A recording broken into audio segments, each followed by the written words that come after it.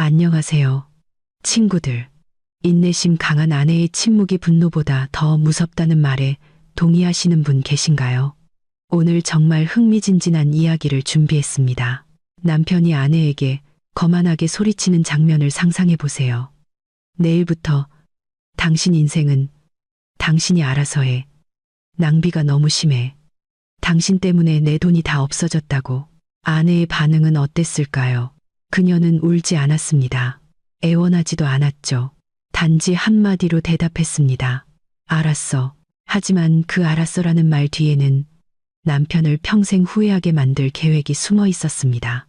이 똑똑한 아내가 은혜를 모르는 남편에게 어떻게 교훈을 주는지 궁금하지 않으신가요? 자, 이야기 속으로 들어가기 전에 더 친해지기 위해 잠시 출석 체크부터 할까요? 좋아요와 구독 버튼 누르는 거 잊지 마세요. 그리고 댓글창에 여러분의 이름, 사는 도시, 그리고 출석이라고 남겨주세요. 모모 이야기의 친구들이 얼마나 먼 곳에서 오셨는지 궁금하네요. 우아한 복수를 볼 준비 되셨나요? 자, 이제 이야기를 시작하겠습니다. 내일부터 당신 인생은 당신이 알아서 해. 낭비가 너무 심해. 당신 때문에 내 돈이 다 없어졌다고. 지훈의 고함이 넓은 우리 집 거실에 천둥처럼 울려 퍼졌다. 남편의 얼굴은 새빨갛게 달아올랐고 숨을 헐떡이며 그의 손가락은 정확히 내 얼굴 앞을 향해 있었다. 바닥에는 그가 방금 거칠게 내던진 신용카드 명세서와 월간 쇼핑 영수증들이 흩어져 있었다. 나는 그저 가만히 서서 그 종이들을 착잡하게 바라보았다. 지훈이 조금만 더 자세히 내역을 읽어봤더라면 그 숫자들의 나열이 명품 가방이나 브랜드 신발 혹은 나를 위한 보석 때문이 아니라는 것을 알았을 텐데, 그것은 그의 어머니 박 여사님의 방 에어컨을 24시간 내내 켜두느라 많이 나온 전기요금 청구서였다. 그것은 일반 우유에 알레르기가 있는 우리 아들 민준이를 위한 비싼 분유값이었다. 그것은 또한 지훈이 지난주 친척들 앞에서 자랑했던 대가족 모임을 위한 케이터링 비용이기도 했다. 하지만 지금 지훈의 눈에 나는 그저 기생충 같은 아내, 마케팅 팀장인 남편의 월급이나 축내는 일 안 하는 아내일 뿐이었다. 왜 말이 없어? 죄책감이라도 드나? 지훈이 다시 다그쳤다. 그의 눈은 나를 경멸적으로 쳐다봤다. 내 월급이 계속 솟아나는 샘물인 줄 알아? 이번 달에만 당신 카드값 막느라 내 통장에서 거의 100만 원이 빠져나갔어. 당신 대체 어떤 아내야? 민지, 손 벌릴 줄만 알지. 나는 가슴속에서 끓어오르는 것을 억누르며 깊은 숨을 들이마셨다. 그의 앞에서 큰 소리로 웃어주고 싶은 심정이었다. 100만 원. 그는 100만 원 가지고 소란을 피우고 있었다. 그가 매일 회사에 타고 다니는 제네시스 G80 할부금을 누가 내고 있는지 잊었거나 모르는 척하는 걸까. 강남의 이 2층짜리 고급 주택 등기부 등본이 누구 이름으로 되어 있는지 그는 깨닫지 못하고 있었다. 결혼 5년 동안 나는 침묵을 택했다. 지훈이 왕처럼 느끼도록 내버려 두었다. 나는 돌아가신 아버지께서 물려주신 투자금과 부동산 사업 수익을 이용해 지훈의 라이프 스타일에 부족한 모든 것을 메꿔주었다. 하지만 나는 그것을 조용히 처리했다. 그가 존중받는다고 느끼게 하려고. 본사 성과급이라는 가짜 이름으로 지훈의 계좌에 돈을 이체했다. 그가 골치 아프지 않도록 내 개인 계좌에서 자동이체로 할부금들을 완납했다. 하지만 오늘 하늘 높은 줄 모르던 그의 자존심은 오히려 나를 짓밟는 데 사용되었다. 대답해, 민지. 바보처럼 가만히 있지 말고. 나는 남편의 눈을 똑바로 쳐다봤다. 천천히 허리를 숙여 내 발치에 있던 청구서 한 장을 집어들어 조용히 테이블 위에 올려놓았다. 지훈 씨, 내 목소리는 높낮이도 눈물도 없이 담담했다. 정말 내가 내 인생을 알아서 하길 바라요. 이 집에 어떤 비용도 더는 대주지 않겠다는 거 확신해요. 당연히 확신하지. 지훈은 거만한 말투로 재빨리 대답했다. 그는 지갑을 꺼내 사실은 내가 몰래 채워주곤 했던 그의 플래티넘 체크카드를 꺼냈다가 마치 내가 빼앗을까 두렵다는 듯 다시 재킷 주머니에 넣었다. 이 순간부터 당신의 모든 금융 접근을 차단하겠어. 밥 먹는 거, 주유하는 거, 통신비, 전부 알아서 해. 당신처럼 낭비 심한 아내 부양하는 거, 이제 지쳤어. 돈 버는 게 얼마나 힘든지 한번 느껴보라고. 잠시 침묵이 흘렀다. 나는 옅은 미소를 지었다. 아주 옅게, 알았어. 나는 짧게 대답했다. 지우는 내 차분한 반응에 놀란 듯했다. 아마도 내가 울며 그의 발치에 매달려 재정적으로 버림받지 않게 해달라고 애원할 줄 알았나 보다. 내 담담한 반응이 오히려 그의 자존심을 건드린 것 같았다. 정신 차렸다니 다행이군. 나중에 어머니께 도움 청할 생각은 꿈도 꾸지 마. 어머니는 분명 내 결정에 동의하실 테니까. 당신이 돈 관리 못하는 아내라고 오래전부터 말씀하셨거든. 지우는 넥타이를 고쳐매며 비아냥거렸다. 그는 침실로 향하며 문을 세게 쾅 닫는 것으로 우리의 대화가 끝났음을 알렸다. 나는 한숨을 쉬고 벽시계를 쳐다봤다. 저녁 8시, 곧 시어머니인 박 여사님께서 며칠 묵으러 오실 시간이었다. 평소 같으면 나는 부엌에서 어머님이 가장 좋아하시는 갈비찜과 잡채를 수입, 식료품점에서 사온 최고급 재료로 준비하느라 분주했을 것이다. 하지만 지훈이 방금 당신 인생은 당신이 알아서 해라고 하지 않았던가? 나는 가벼운 발걸음으로 부엌으로 향했다. 요리를 하기 위해서가 아니라 고기를 삶고 있던 가스레인지 불을 끄기 위해서였다. 나는 끓이던 물을 싱크대에 버렸다. 준비해 두었던 최고급 고기는 다시 용기에 담아 냉동실 가장 깊숙한 곳에 보관했다. 오늘 밤 부엌은 문을 닫는다. 나는 위층으로 올라가 평소 일하는 공간인 손님방으로 들어갔다. 노트북을 열고 내 진짜 디지털 뱅킹 계좌에 로그인했다. 화면에 찍힌 잔액은 지훈의 연봉보다 0이 훨씬 더 많았다. 내 손은 키보드 위에서 능숙하게 춤을 췄다. 가장 먼저 한 일은 이 집의 전기 요금 자동이체를 해지하는 것이었다. 그 다음 지훈이 들고 다니는 추가 신용카드의 자동 결제를 취소했다. 마지막으로 지훈에게 그 존재를 비밀로 해왔던 내 개인 비서인 김 비서에게 짧은 메시지를 보냈다. 김 비서님, 이달부터 박지훈 씨 계좌로 입금되는 분기별 성과급 이체를 중단해 주세요. 그 자금은 평소 후원하던 보육원으로 돌려주시고요. 감사합니다. 전송. 휴대전화가 진동했다. 김 비서의 답장이 빠르게 도착했다. 네, 민지 대표님. 처리하겠습니다. 박 팀장이 사용하는 자산에 대해 다른 지시 사항이 있으신지요? 나는 답장을 입력했다. 추후 지시를 기다리세요. 일단은 그의 독립을 즐기게 놔두죠. 노트북을 닫자 대문 앞에서 자동차 경적 소리가 들렸다. 틀림없이 박 여사님이었다. 평소 같으면 나는 달려나가 문을 열고 미소로 그녀를 맞이하며 가방을 들어주고 따뜻한 차를 대접했을 것이다. 하지만 이번에는 내 작업 의자에 얌전히 앉아 있었다. 나는 비즈니스 잡지를 집어들고 읽기 시작했다.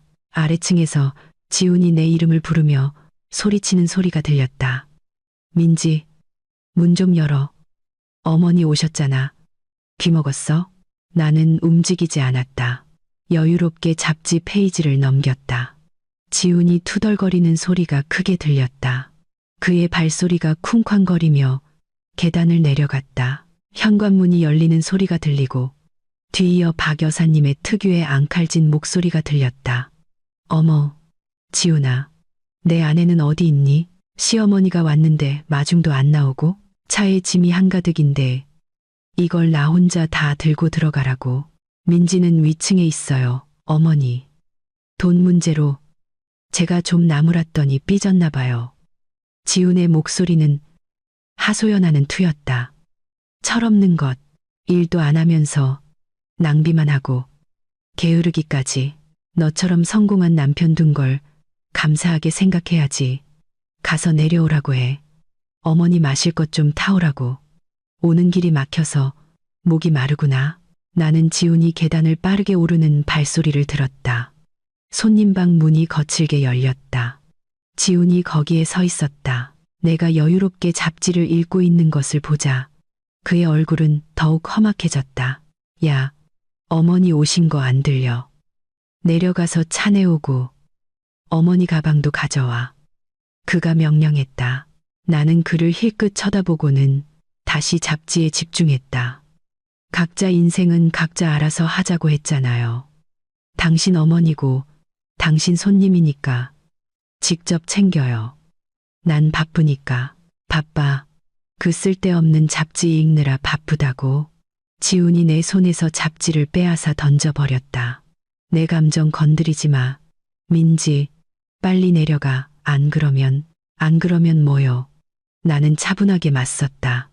생활비를 또 끊게요. 이미 아까 했잖아요. 난 더 이상 당신이나 당신 가족을 섬길 의무가 없어요.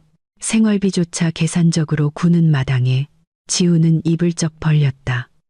그는 오늘 오후의 협박이 이렇게 빨리 현금으로 되돌아올 줄은 예상하지 못했다. 그의 얼굴은 분노로 붉어졌지만 자존심 때문에 더 이상 논쟁을 이어가지 못했다. 두고 봐. 내일 나한테서 1원 한 푼 받을 생각 마. 그는 협박을 남기고 문을 쾅 닫으며 돌아갔다. 나는 비웃었다. 내일 누가 울게 될지 한번 보자고요. 지훈 씨. 다음 날 아침 햇살이 커튼 틈새를 뚫고 들어와 막 잠에서 깬 지훈의 눈을 부시게 했다.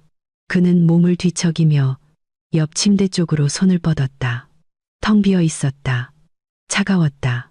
평소 이 시간이면 침대 옆 탁자에는 그가 좋아하는 흑설탕을 넣은 뜨거운 블랙커피 한 잔과 깔끔하게 접힌 조간신문이 놓여 있어야 했다. 김치찌개나 구운 토스트 냄새가 후각을 가득 채워야 했다. 하지만 오늘 아침 공기는 텅 비어 있었다. 자동으로 분사되는 방향제 냄새만 코를 찔렀다. 지훈은 앉았다. 머리가 약간 어지러웠다. 민지. 그가 잠긴 목소리로 불렀다. 조용했다. 평소 그의 부름에 답하던 부드러운 대답이 없었다. 지훈은 짜증스럽게 투덜거렸다.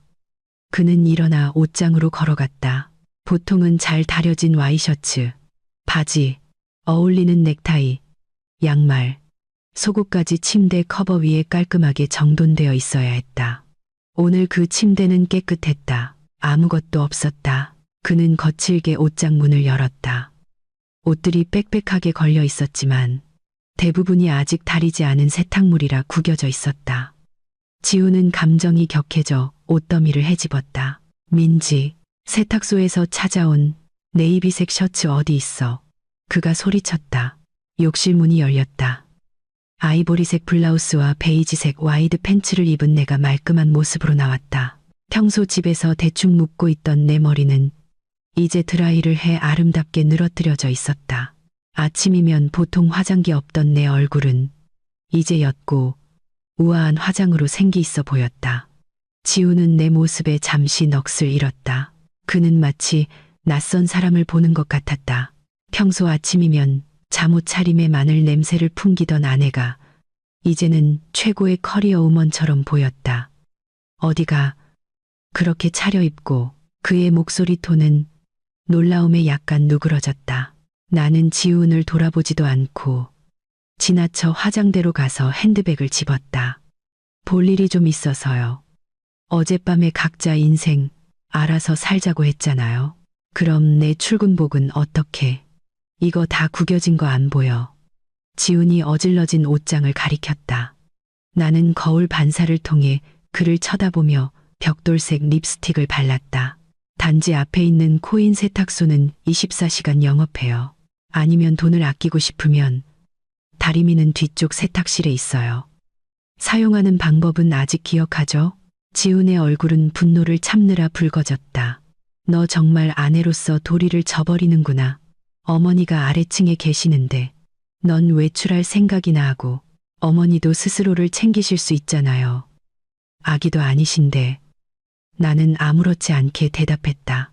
그리고는 주먹을 부들부들 떨며 얼어붙은 지훈을 남겨두고 방을 나섰다. 계단을 내려가면서 나는 박 여사님이 이미 식탁에 앉아 계신 것을 보았다. 시어머니의 얼굴은 잔뜩 찌푸려져 있었다. 그녀 앞에는 빈 유리잔만 놓여 있었다. 민지야, 너 어떻게 된 거니? 내가 여기 앉은 지 10분이나 됐는데 아침 식사는 어디 있니? 난 따뜻한 꿀차, 설탕은 조금만 넣어서, 그리고 내가 만든 닭죽이 먹고 싶구나. 늦게 먹으면 속이 쓰리단 말이다. 박 여사님은 나를 보자마자 잔소리를 퍼부었다. 나는 계단 끝에서 잠시 멈춰서서 상냥하게 미소 지었다. 죄송해요, 어머님. 부엌은 문을 닫았어요. 식재료도 다 떨어졌고 지훈 씨가 생활비를 주지 않아서요. 이제부터는 지훈 씨에게 직접 부탁하세요. 뭐라고? 지훈이는 힘들게 돈 버느라 고생하는데 밥까지 차려야 한단 말이냐. 넌 아내잖니? 전 하녀였죠, 어머님. 그게 더 정확하겠네요. 그럼 실례하겠습니다. 좋은 아침입니다. 나는 집 밖으로 유유히 걸어 나갔다. 차고에서 나는 아이를 데려다 주거나 장을 볼 때 쓰던 패밀리카를 타지 않았다. 프리미엄 콜택시를 불렀다. 지훈과 그의 어머니가 오늘 아침에 혼란을 즐기게 내버려 두자. 한편 집안에서 지훈은 허둥지둥했다. 그는 결국 시간이 없어서 약간 작고 아직 다려지지 않은 낡은 셔츠를 입을 수밖에 없었다. 서둘러 아래층으로 내려가니 어머니가 며느리가 얼마나 나쁜지에 대해 길게 불평하고 있었다. 됐어요, 어머니. 나중에 제가 다시 야단칠게요. 지금은 나가서 아침 먹어요. 저 배고파요. 회사에도 늦겠어요. 지훈은 제네시스 키를 움켜쥐며 말했다. 그 비싼 한우 식당에 가고 싶구나. 민지, 그 아이가 없어도 우리가 얼마나 잘 먹고 사는지 보여주자고 박 여사님이 요구했다. 네, 알았어요. 가시죠. 그들은 출발했다. 가는 내내 지훈은 차가 좀 무겁게 느껴졌다. 그는 주유 게이지를 힐끗 보았다. 노란 불이 깜빡이고 있었다. 젠장. 지훈은 나지막이 욕설을 내뱉었다. 보통은 기름이 항상 가득 차 있었다.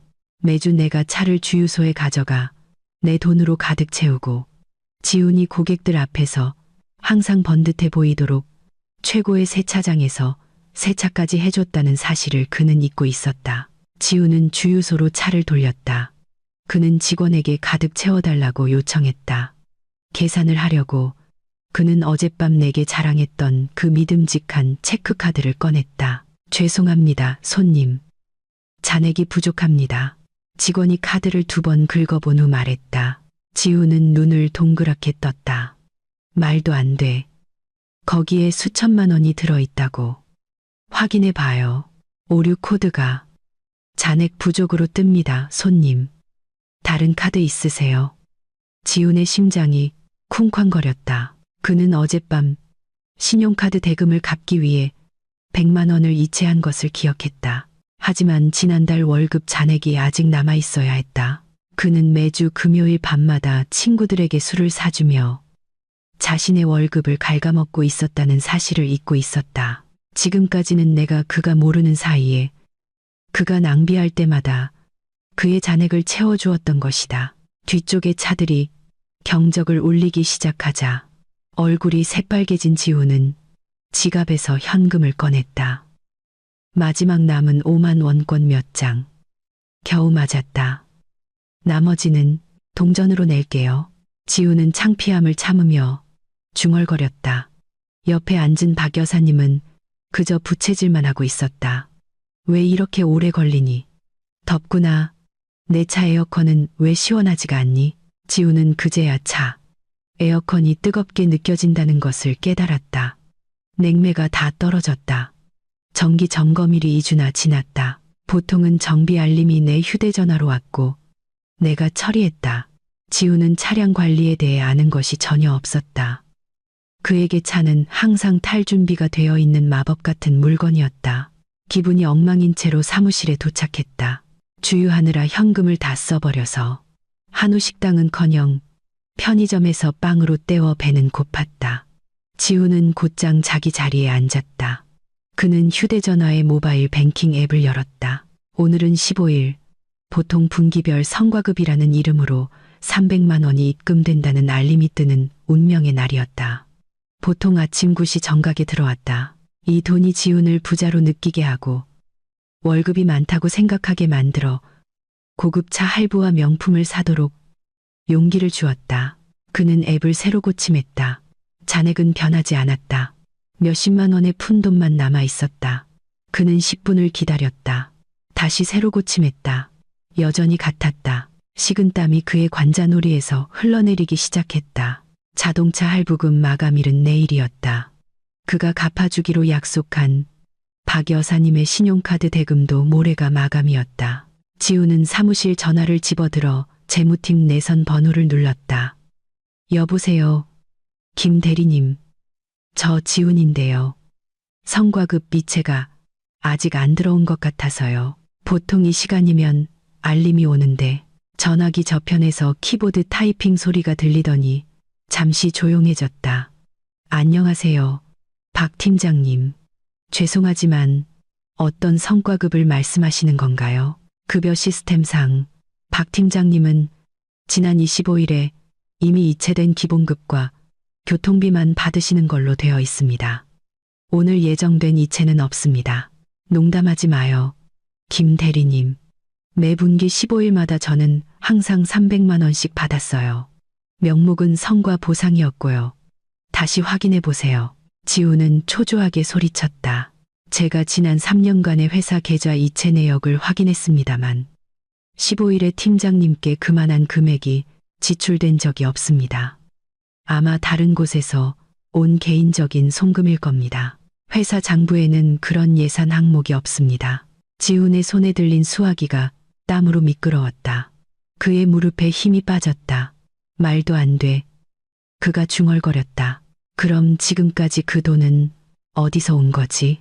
어젯밤 옅게 미소 짓던 내 얼굴이 그의 머릿속을 스쳐 지나갔다. 알았어. 내가 그때 했던 말. 지훈은 푹신한 사무실 의자에 힘없이 주저앉았다. 그는 끔찍한 사실 하나를 깨달았다. 그의 인생이라는 수도꼭지가 단단히 잠겼고 그 열쇠를 누가 쥐고 있는지 그는 알지 못했다. 박 팀장님, 이사님께서 지금 사무실로 오시랍니다. 부서 비서의 목소리가 멍하니 휴대전화 화면을 응시하던 지훈의 상념을 깨뜨렸다. 지훈은 깜짝 놀랐다. 방금 전부터 미친 듯이 뛰던 심장이 이제는 더욱 거칠게 날뛰었다. 평소에는 이사님이 아침 일찍, 그것도 주중에 직접 부르는 일은 없었다. 보통 빅보스와의 만남은 월간 평가 때나 큰 문제가 있을 때만 이루어졌다. 알았어요. 고마워요. 지훈은 더듬거리며 대답했다. 그는 구겨진 셔츠를 정돈하며 식은땀이 여전히 등을 적시고 있음에도 불구하고 최대한 평범해 보이려 애썼다. 머릿속은 혼란스러웠다. 돈 문제, 사라진 보너스가 여전히 머릿속을 맴돌고 있었고 이제 갑작스러운 호출이 그의 불안감을 더했다. 지훈은 차가운 사무실 복도를 걸었다. 발걸음이 무거웠다. 그는 놓친 판매 목표나 처리하지 않은 고객 불만이 있었는지 기억을 더듬었다. 알기로는 이번 달 그의 실적은 평범했다. 뛰어나지도 않았지만 나쁘지도 않았다. 자리를 지키기엔 충분했지. 그는 생각했다. 대표이사라고 쓰인 크고 육중한 마호가니 문 앞에 이르러 지훈은 조심스럽게 노크했다. 들어오세요. 안에서 중후한 목소리가 들렸다. 지훈은 조심스럽게 문을 열었다. 웅장한 책상 뒤에는 이 회사에서 존경받는 중년 남성인 최 이사가 앉아 있었다. 하지만 지훈의 숨을 댔게 한 것은 최 이사의 존재뿐만이 아니었다. 방구석 손님용 소파에 앉아있는 인물 때문이었다. 우아한 검은색 블레이저 정장을 입고 머리는 깔끔하게 올리고 지적이고 단호한 인상을 주는 금태 안경을 쓴 여자. 그 여자는 무릎 위에 서류를 넘겨보고 있었다. 그것은 그의 아내 민지였다. 민지. 지훈은 더듬거렸다. 그의 눈은 믿을 수 없다는 듯이 커졌다. 당신이 왜 여기에 있어? 민지는 바로 대답하지 않았다. 그녀는 천천히 고개를 들어 차갑고 위험 있는 눈빛으로 지훈을 쳐다보았다. 지훈이 결혼 5년 동안 한 번도 본 적 없는 눈빛이었다. 최 이사가 헛기침을 하며 지훈의 주의를 다시 끌었다. 앉으세요. 박 팀장. 지훈은 최 이사 앞 의자에 뻣뻣하게 앉았다. 그는 이제 다시 서류에 집중하며 마치 지훈이 그곳에 없는 것처럼 행동하는 민지 쪽을 불안하게 힐끗거렸다. 박 팀장. 최 이사가 대화를 시작했다. 그의 목소리는 차분했지만 날카로웠다. 오늘 아주 특별한 손님이 오셨습니다. 이분은 민지 씨입니다. 지훈은 침을 삼켰다. 네, 이사님, 제 아내입니다. 알고 있습니다. 최 이사가 말을 잘랐다.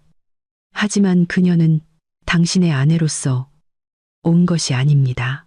이 회사의 새로운 대주주인 하늘그룹의 대표 자격으로 온 겁니다. 지훈의 발밑이 무너지는 것 같았다. 하늘그룹. 그곳은 지난달 그가 일하는 회사를 인수한 거대 복합 기업이었다. 인수 소문은 무성했지만 그 거대한 이름 뒤에 실제 소유주가 누구인지는 아무도 몰랐다. 무슨 말씀이십니까? 지훈은 혼란스러워하며 물었다. 그의 목소리는 거의 들리지 않았다. 민지는 손에 든 서류를 탁 소리나게 덮었다. 조용했지만 고요한 방 안에서는 선명하게 들렸다. 그녀는 일어나 최 이사의 책상으로 천천히 다가갔다. 제가 설명하겠습니다. 이사님, 민지가 말했다.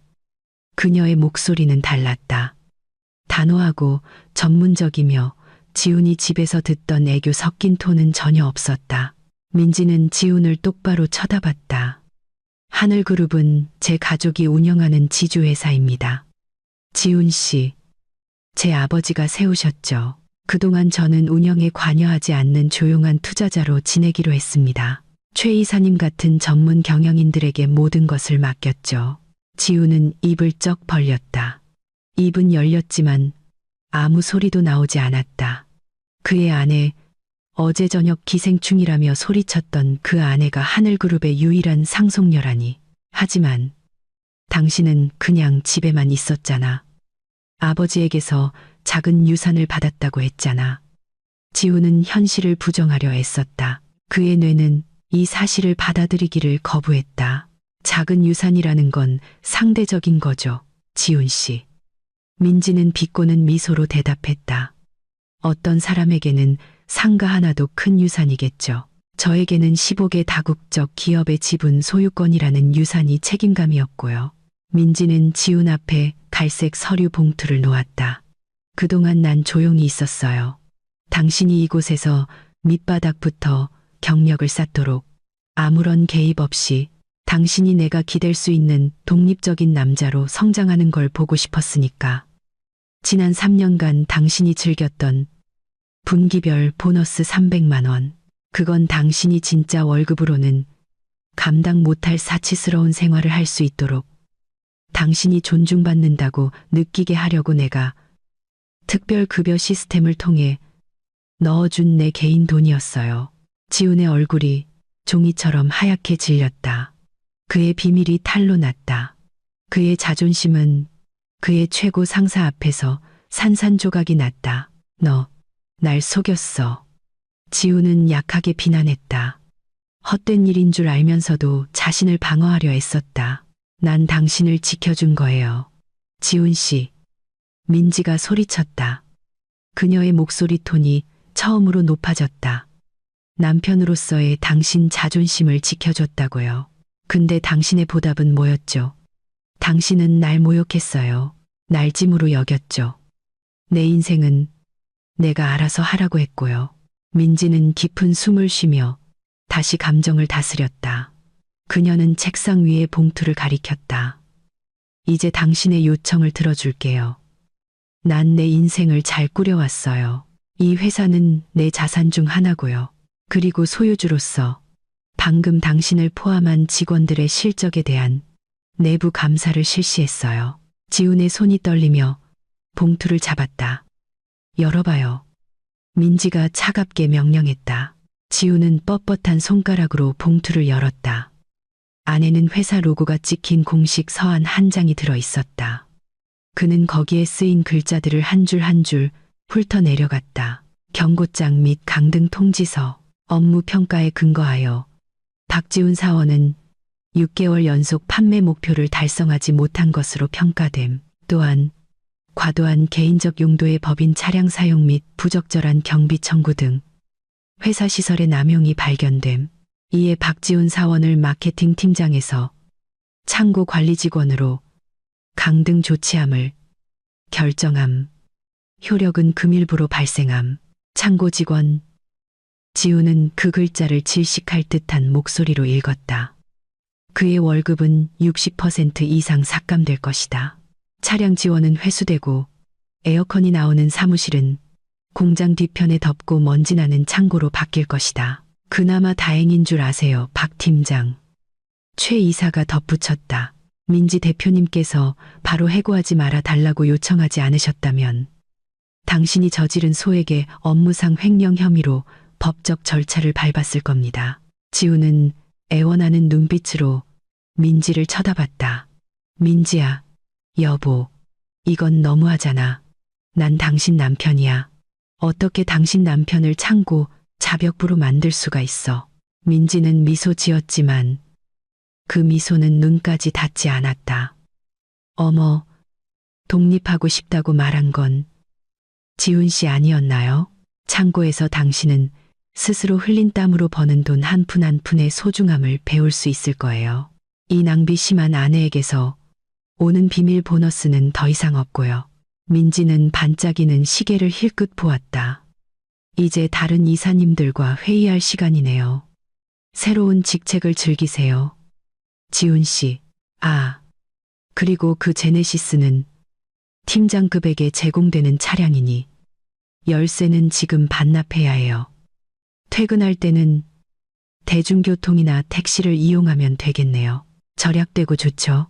지우는 세상이 빙빙 도는 것을 느꼈다.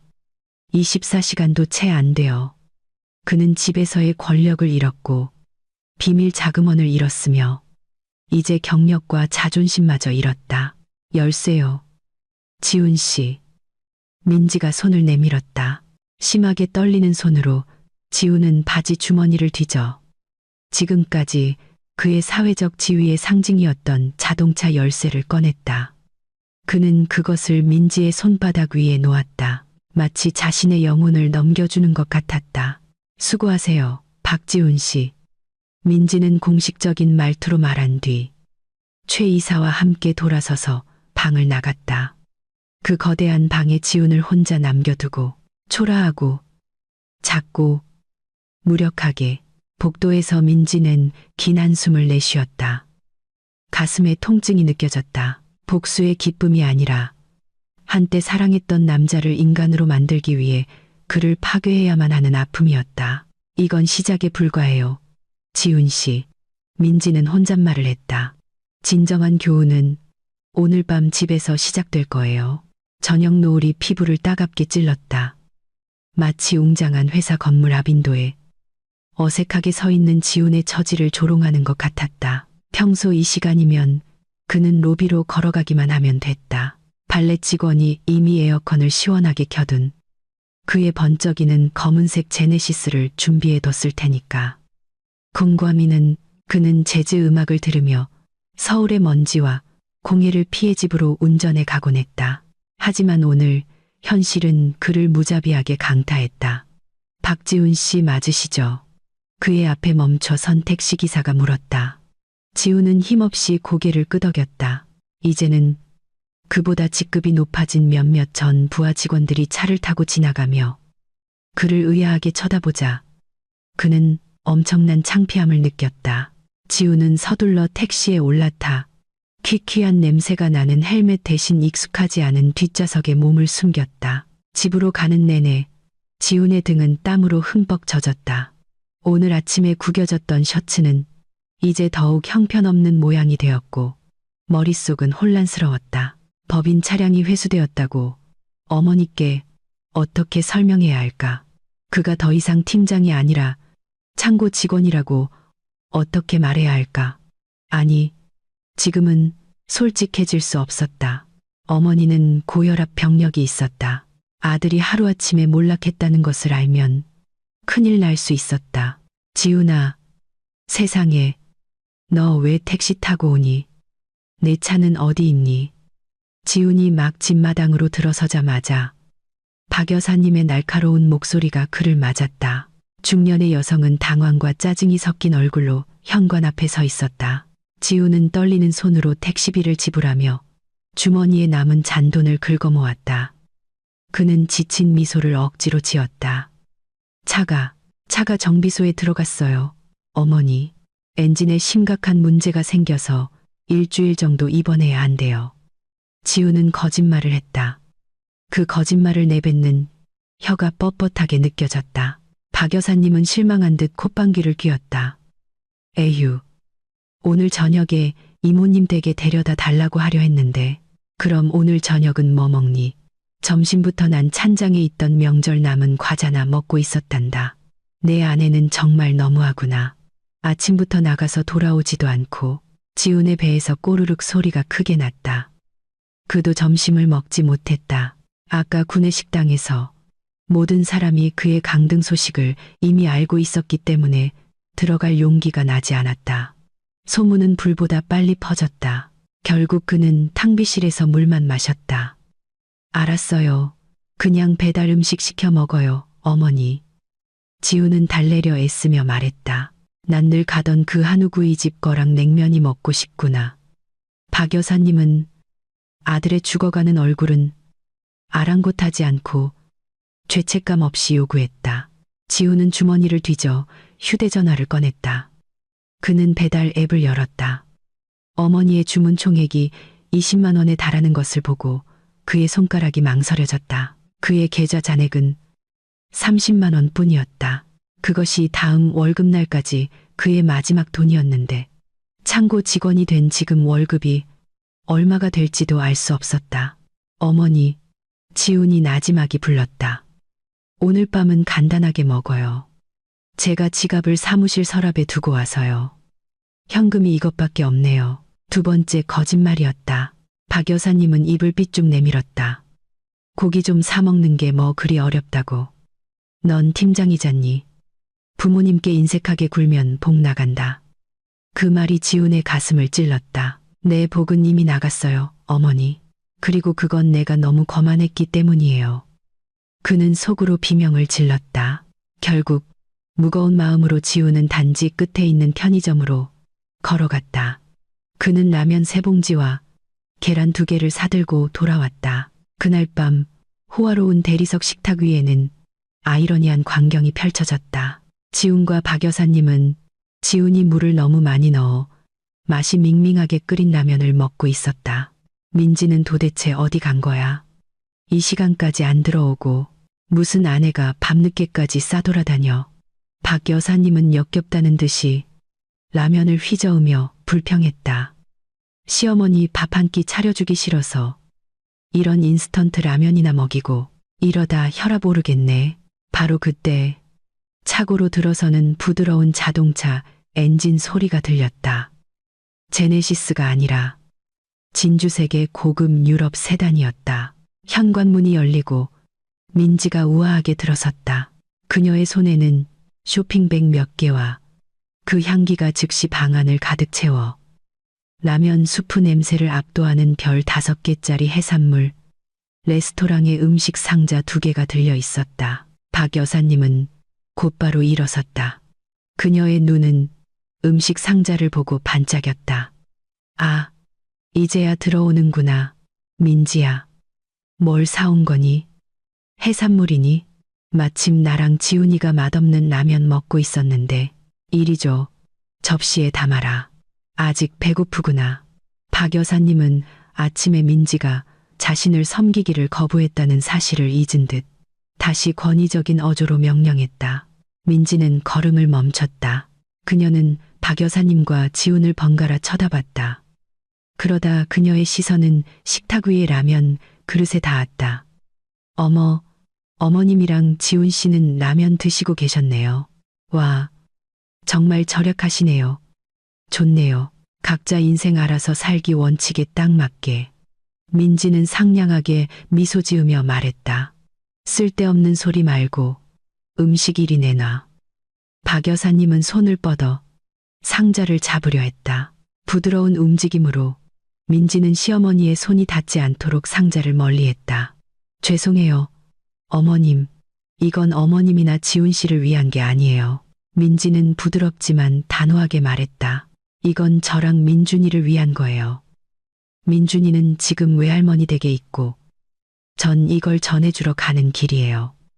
마침 지나가는 길에 갈아입을 옷만 가지러 들렀어요. 너 시어머니한테 그렇게 인색하게 굴거니? 박 여사님은 믿을 수 없다는 듯이 소리쳤다. 인색한 게 아니에요, 어머님. 어제 지훈 씨가 제가 낭비가 심해서 자기 돈이 다 없어졌다고 했잖아요. 그래서 제가 이 맛있는 음식을 사는데 지훈 씨 돈은 1원도 쓰지 않았다는 걸 증명하는 거예요. 이건 제 돈이에요.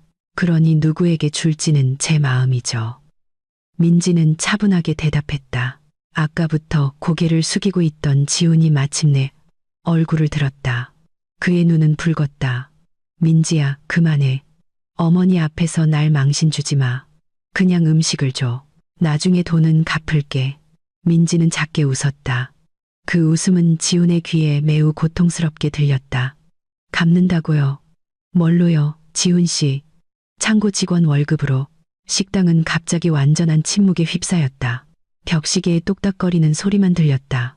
박 여사님은 뻣뻣하게 지훈 쪽으로 고개를 돌렸다. 창고, 직원, 그게 무슨 소리니? 민지야, 너 지금 무슨 말을 하는 거야? 지훈은 눈을 감았다. 그의 얼굴은 창백했다.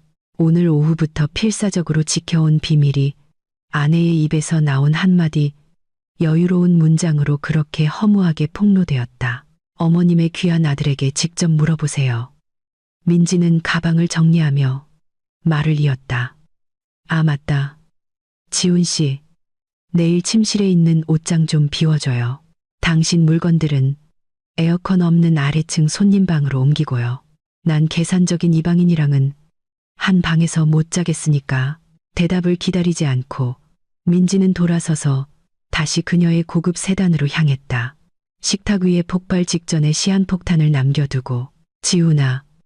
박 여사님의 목소리가 낮게 떨렸지만 위협으로 가득 차 있었다. 어머니한테 설명해봐. 창고 직원이 무슨 뜻이야? 너 해고당했니? 지훈은 고개를 깊이 숙였다. 좌절의 눈물이 이미 식어버린 그의 라면 국물 속으로 떨어졌다. 오늘 밤은 아주 긴 밤이 될 것이다. 설명해. 지훈아, 내 아내 말이 사실이니? 박 여사님의 고함이 섬뜩한 밤의 정적을 깼다. 그녀 앞에 놓인 라면 그릇은 거칠게 밀쳐져 국물이 터키에서 민지가 사온 값비싼 식탁보를 적셨다. 지훈은 거의 튀어나올 듯이 부릅뜬 어머니의 눈을 감히 쳐다보지 못하고 고개를 숙였다. 혀가 굳어버린 것 같았다. 하지만 그는 이미 냄새가 진동하는 이 시체를 더 이상 숨길 수 없다는 것을 알았다. 네, 사실이에요, 어머니. 지훈이 거의 속삭이듯 힘없이 대답했다. 지훈이는 오늘부로 강등됐어요. 왜? 네가 횡령이라도 했니? 게을러서. 아니면 이건 순전히 널 망치려는 민지의 계략이니? 박 여사님은 몰아붙였다. 그녀의 숨이 가빠졌다. 지훈은 자신을 변호할 기회를 엿보며 고개를 들었다. 그의 비겁한 본성이 다시 나타났다. 목표 달성 실패와 회사 돈을 유용한 습관을 인정하기보다 그는 다른 사람을 탓하기로 했다. 이게 다 민지 때문이에요, 어머니. 지훈은 분노를 참으며 떨리는 목소리로 하소연했다. 알고 보니 그녀가 제가 다니는 회사의 비밀 이사였어요. 새로운 대주주라고요. 오늘 일부러 회사에 찾아와서 대표 이사님 앞에서 저를 망신주고 최 이사님을 협박해서 저를 참고 자벽부로 강등시켰어요. 어제 제가 생활비를 끊었다고 복수하려는 거예요. 세상에. 박 여사님은 마치 세상에서 가장 고통받는 희생자인 양 연기하며 가슴을 쳤다. 정말 사악한 여자로구나. 내가 처음부터 그녀가 독사 같다고 했잖니. 남편이 고군분투하고 있는데 응원하기는커녕 끌어내리다니.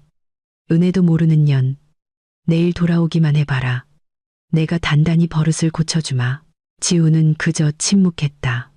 마음속으로는 어머니의 분노가 온전히 민지에게 향한 것에 약간의 안도감을 느꼈다. 하지만 쓰라린 현실은 변하지 않았다. 그래서 넌 어디서 잘 거니? 안방에서 자는 거지. 박 여사님이 물었다. 지우는 힘없이 고개를 저었다. 민지가 위층 방에서 절 쫓아냈어요.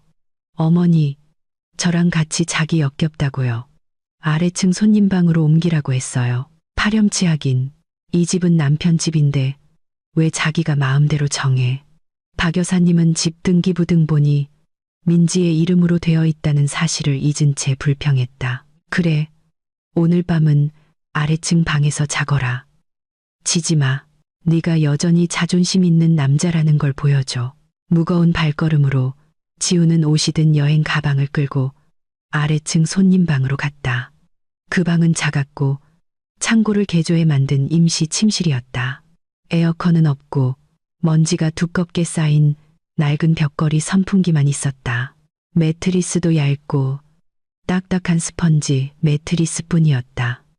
지훈이 몸을 눕히자 후텁지근한 공기가 그를 덮쳤다. 시끄럽게 돌아가는 선풍기는 더운 바람만 불어와 그의 땀을 더욱 솟구치게 했다. 모기들이 귓가에서 윙윙거리기 시작했다. 지우는 얼룩진 천장을 쳐다봤다. 시원했던 그의 안방, 실크 시트가 깔린 푹신한 킹사이즈 침대, 그리고 민지가 항상 준비해주던 라벤더 아로마 테라피 향기가 이제는 아주 먼 꿈처럼 느껴졌다. 민지 없이 보낸 첫날 밤, 그의 삶은 이미 지옥 같았다. 다음 날 아침, 지훈의 고통은 계속되었다. 아침 6시, 그는 제네시스도 없이, 택시비도 없이 출발해야 했다. 선택은 하나뿐이었다. 대중교통. 지훈은 큰 길까지 일키일미를 걸었다. 평소 가속 페달만 밟던 그의 가죽 구두는 이제 뜨거운 아스팔트와 거리의 먼지와 씨름해야 했다. 어젯밤 그가 서투르게 다려서 주름이 잔뜩 진 셔츠는 정류장에 도착하기도 전에 겨드랑이 부분이 젖어 있었다. 파란색 마을버스가 그의 앞에 멈췄다. 지우는 잠시 망설였지만 손목시계는 그를 타도록 재촉했다. 안에서 그는 등교하는 학생들과 채소 바구니를 든 시장 상인들로 붐볐다. 땀 냄새, 기름 냄새, 생선 비린내가 뒤섞여 지훈의 속을 메스껍게 만들었다. 좀 비켜요. 총각. 좁아 죽겠네. 옆에 앉은 뚱뚱한 아주머니가 쏘아붙였다. 지훈은 구석으로 밀렸다. 그의 발은 생선 장수의 더러운 장화에 밟혔다. 그는 화를 내고 싶었고 내가 바로 팀장이야 라고 소리치고 싶었다. 하지만 그는 이 버스 안에서 자신이 아무것도 아니라는 것을 깨달았다. 그는 그저 기름진 얼굴에 구겨진 셔츠를 입은 남자일 뿐이었다. 공장 지대에 도착해서 지훈은 더 이상 웅장한 유리 로비를 통해 들어가지 않았다. 그는 뒤쪽으로 돌아 화물 트럭들이 주차된 경비 초소를 지나야 했다. 먼지가 자욱하게 날렸다. 좋은 아침입니다. 박지훈 씨. 낡은 모자를 쓴 노인이 인사했다. 그는 이 과장. 예전에 지훈이 물품 배송이 늦어지면 전화로 고함을 치던 창고 관리자였다. 지훈은 죽을 만큼 창피해서 어색하게 미소 지었다. 좋은 아침입니다. 이 과장님, 인사과에서 소식 들었습니다. 이 과장은 예전처럼 과한 존경심 없이 미소 없이 담담하게 말했다. 오늘부터 당신은 제 감독하에 있습니다. 먼저 라커룸에서 옷부터 갈아입으세요. 그 좋은 셔츠 입고 여기서 일 못합니다. 주황색 조끼랑 안전모 쓰세요. 지우는 퀴퀴한 냄새가 나는 주황색 조끼를 떨리는 손으로 받았다. 오늘 당신 임무는 C블록에 있는 물품 재고를 수작업으로 파악하는 겁니다. 상자 500개가 있어요. 하나하나 세고 일련 번호를 맞춘 다음 종류별로 다시 쌓아야 합니다. 점심시간 전까지 끝내야 해요. 500상자요? 지훈의 눈이 휘둥그레졌다. 이 과장님, 농담이시죠? 저 혼자서요? 보통 제부와 직원들은 그거 이 시간이면 끝내요. 당신은 전직 팀장이었으니 더 똑똑하고 빠르겠죠. 이 과장은 부드럽지만 날카롭게 비꼬았다. 지금 시작하세요. 불평하지 말고요. 여긴 에어컨 나오는 방에 앉아 있으라고. 돈 주는 곳이 아니라 근육 쓰라고 돈 주는 곳이니까. 지우는 조끼를 내던지고 싶었지만 어머니의 신용카드 청구서와 해고의 위협이 그를 막았다. 무거운 발걸음으로 그는 높이 솟은 상자 더미로 향했다. 상자 10개를 옮기자 지훈의 허리가 끊어질 것 같았다. 그의 부드러웠던 손은 날카로운 상자 모서리에 긁혀 벗겨지기 시작했다. 창고 먼지는 그를 쉴 새 없이 기침하게 만들었다. 땀이 비오듯 쏟아져 온몸을 적셨다. 낮 12시 휴식벨이 울렸다. 지훈은 작업의 절반밖에 끝내지 못했다. 그는 더러운 창고 바닥에 주저앉았다. 숨이 천식 환자처럼 가빴다. 다른 창고 인부들은 도시락을 열었다. 계란 프라이나 멸치볶음이든 백반이었다. 그들은 웃고 떠들며 맛있게 먹었다. 지훈. 그는 도시락이 없었다. 직원 식당은 앞 건물에 멀리 있었고 그는 그곳까지 걸어갈 기운이 너무 없었다. 게다가 옛 동료들을 만나는 것이 창피했다. 떨리는 손으로 지훈은 휴대전화를 꺼냈다. 그는 이 쓰라린 현실에서 벗어나기 위해 인스타그램을 열었다. 피드맨 위에는 민지의 인스타 스토리가 있었다. 화면에는 민지가 아름다운 산 경치를 배경으로 한 야외 레스토랑에 앉아 있었다. 그녀의 테이블에는 와규 스테이크와 신선한 오렌지 주스 한 잔이 놓여 있었다. 민지의 얼굴은 빛났고 다른 사교계 명사들과 함께 활짝 웃고 있었다.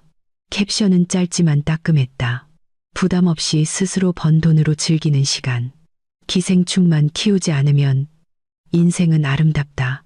지훈의 눈물이 휴대폰 화면 위로 떨어져 그곳에 묻은 먼지와 섞였다.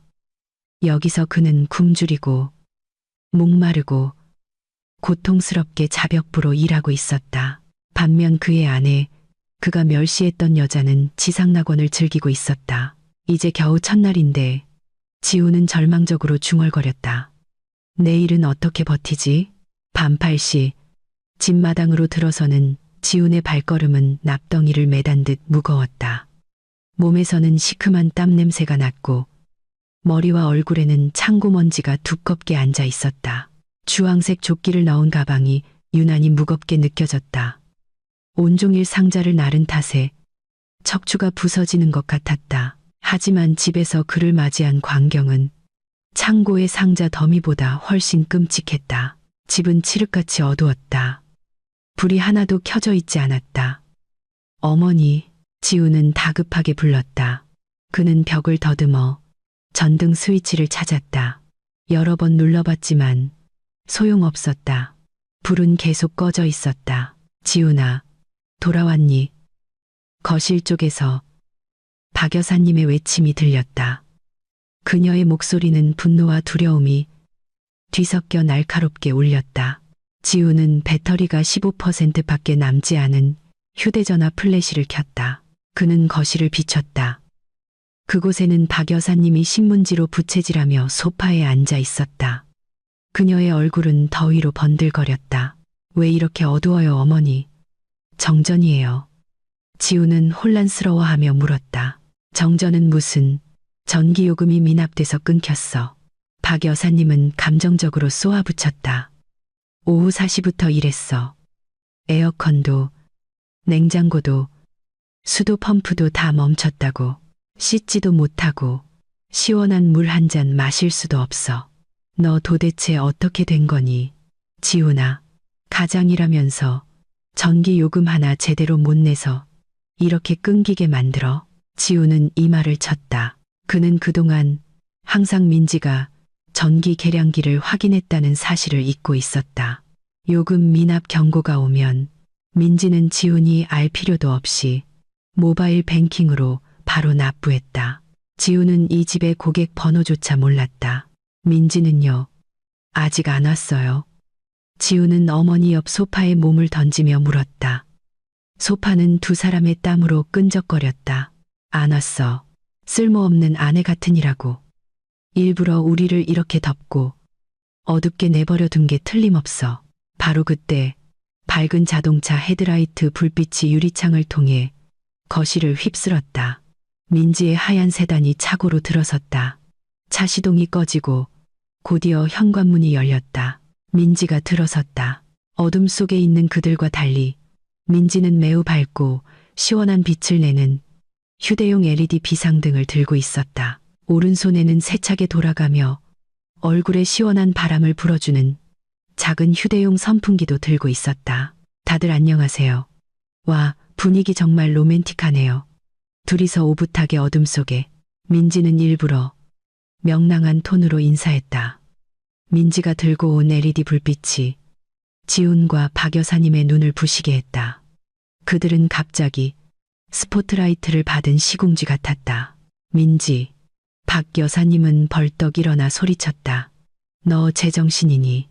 오후부터 전기가 끊겼는데 넌 싸돌아다니기나 하고 당장 요금 납부해. 더워서 죽을 것 같단 말이야. 민지는 비상등을 테이블 위에 놓고 편안하게 1인용 의자에 앉아 늘씬한 다리를 꼬았다. 어머, 왜 저한테 시키세요? 어머님, 여긴 지훈 씨 집이잖아요. 지훈 씨가 가장이고요. 전 그냥 얹혀 사는 사람일 뿐이죠. 어제 어머님께서 그렇게 말씀하셨잖아요.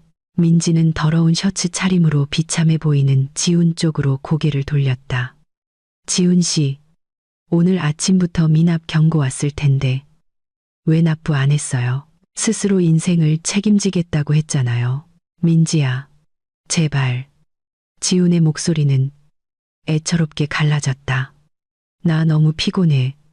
온몸이 부서질 것 같아. 일단 좀 내줘. 나중에 갚을게.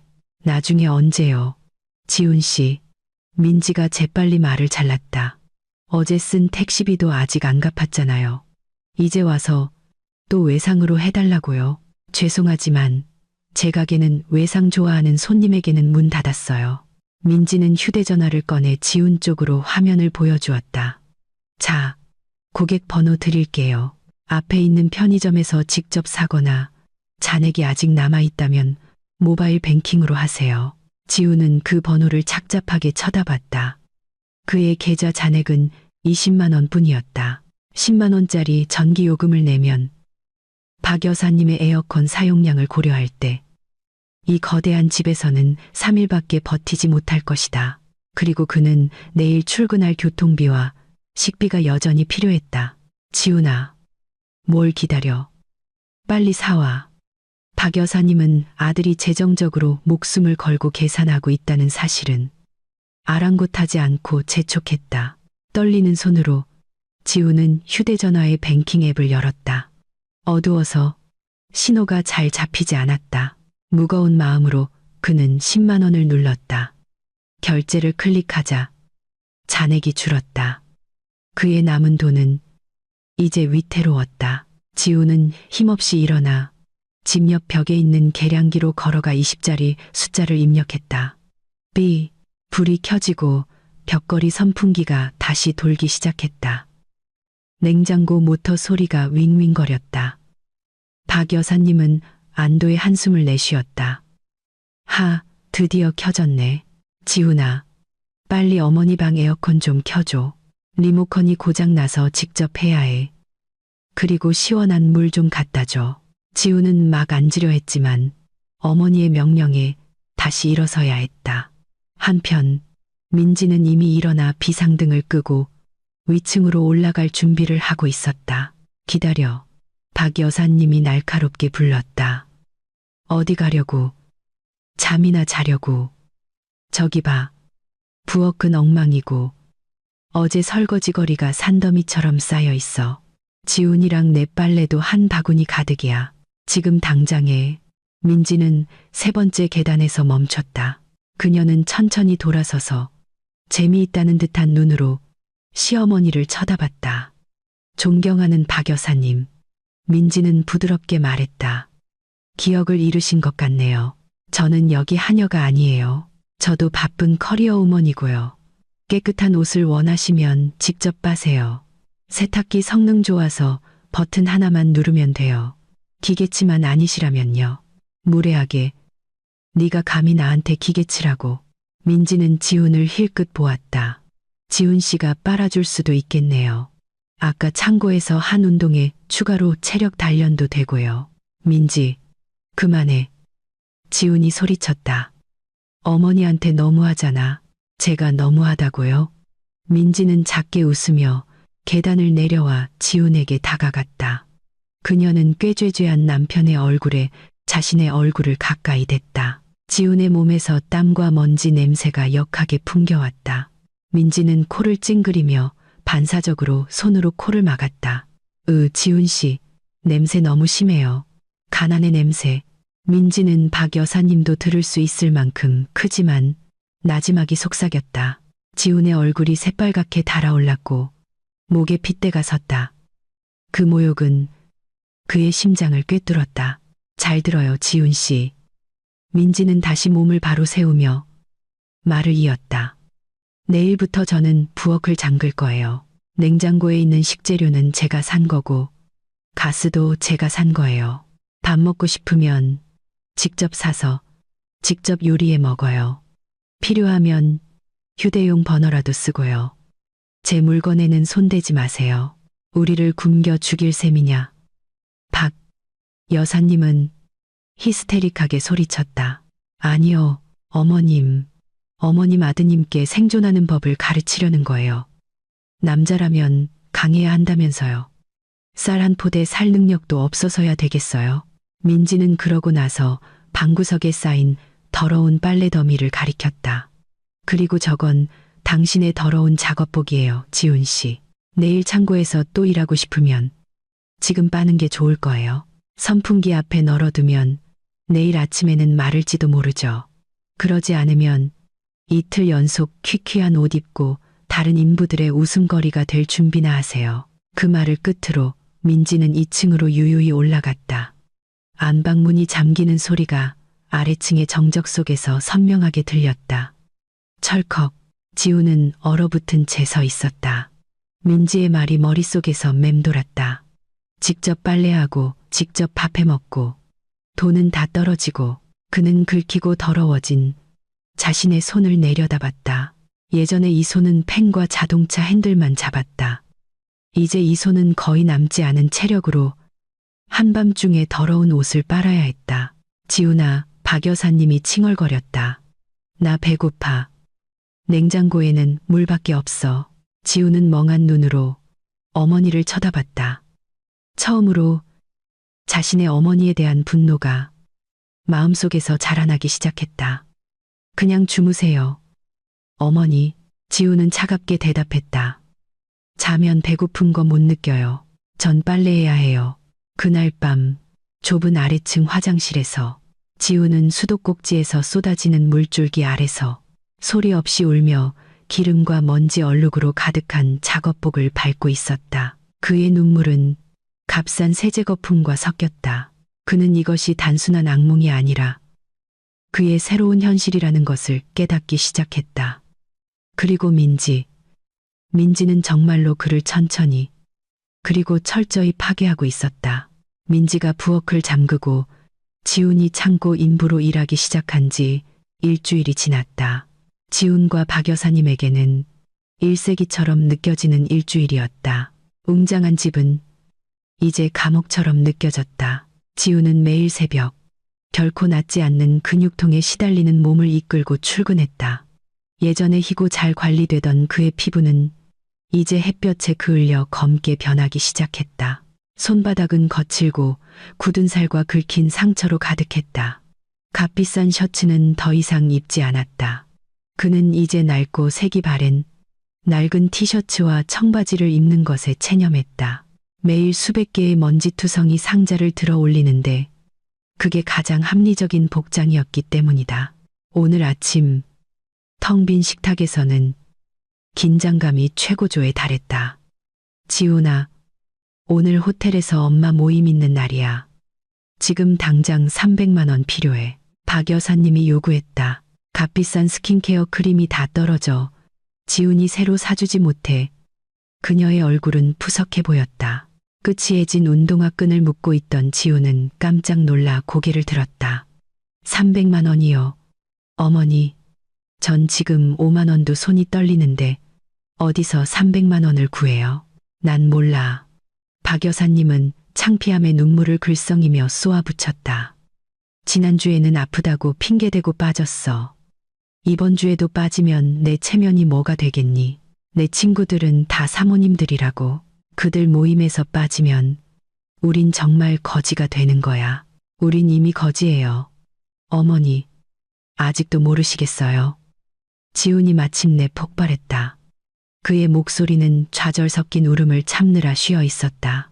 어제 전기요금도 창고 동료한테 빚져서 겨우 냈어요. 매일 밥에 계란 간장만 먹고 있는데 어머니는 아직도 모임 체면이나 생각하세요? 박 여사님은 잠시 말을 잃더니 어린아이처럼 큰 소리로 울기 시작했다. 몰라. 난 돈이 필요해. 내 시계를 팔든 내 휴대전화를 팔든 해. 난 이렇게 살기 싫어. 지우는 손목에 찬 스위스제 시계를 쳐다봤다. 그것은 남은 유일한 사치품이었다. 그의 옛 영광의 상징. 그는 지난달에야 겨우 12개월 할부를 끝냈다. 무거운 한숨을 쉬며 지우는 그 시계를 풀었다. 이게 마지막이에요. 어머니, 이거 팔고 나면 전 아무것도 없어요. 지우는 평소보다 일찍 출근해 길가의 전당포에 들렀다. 흠집이 있고 상자가 없다는 이유로 직원이 그의 소중한 시계를 헐값에 감정하자 마음이 찢어졌다. 상자는 집 창고 어딘가에 있을 텐데 그는 현금 400만 원을 들고 나왔다.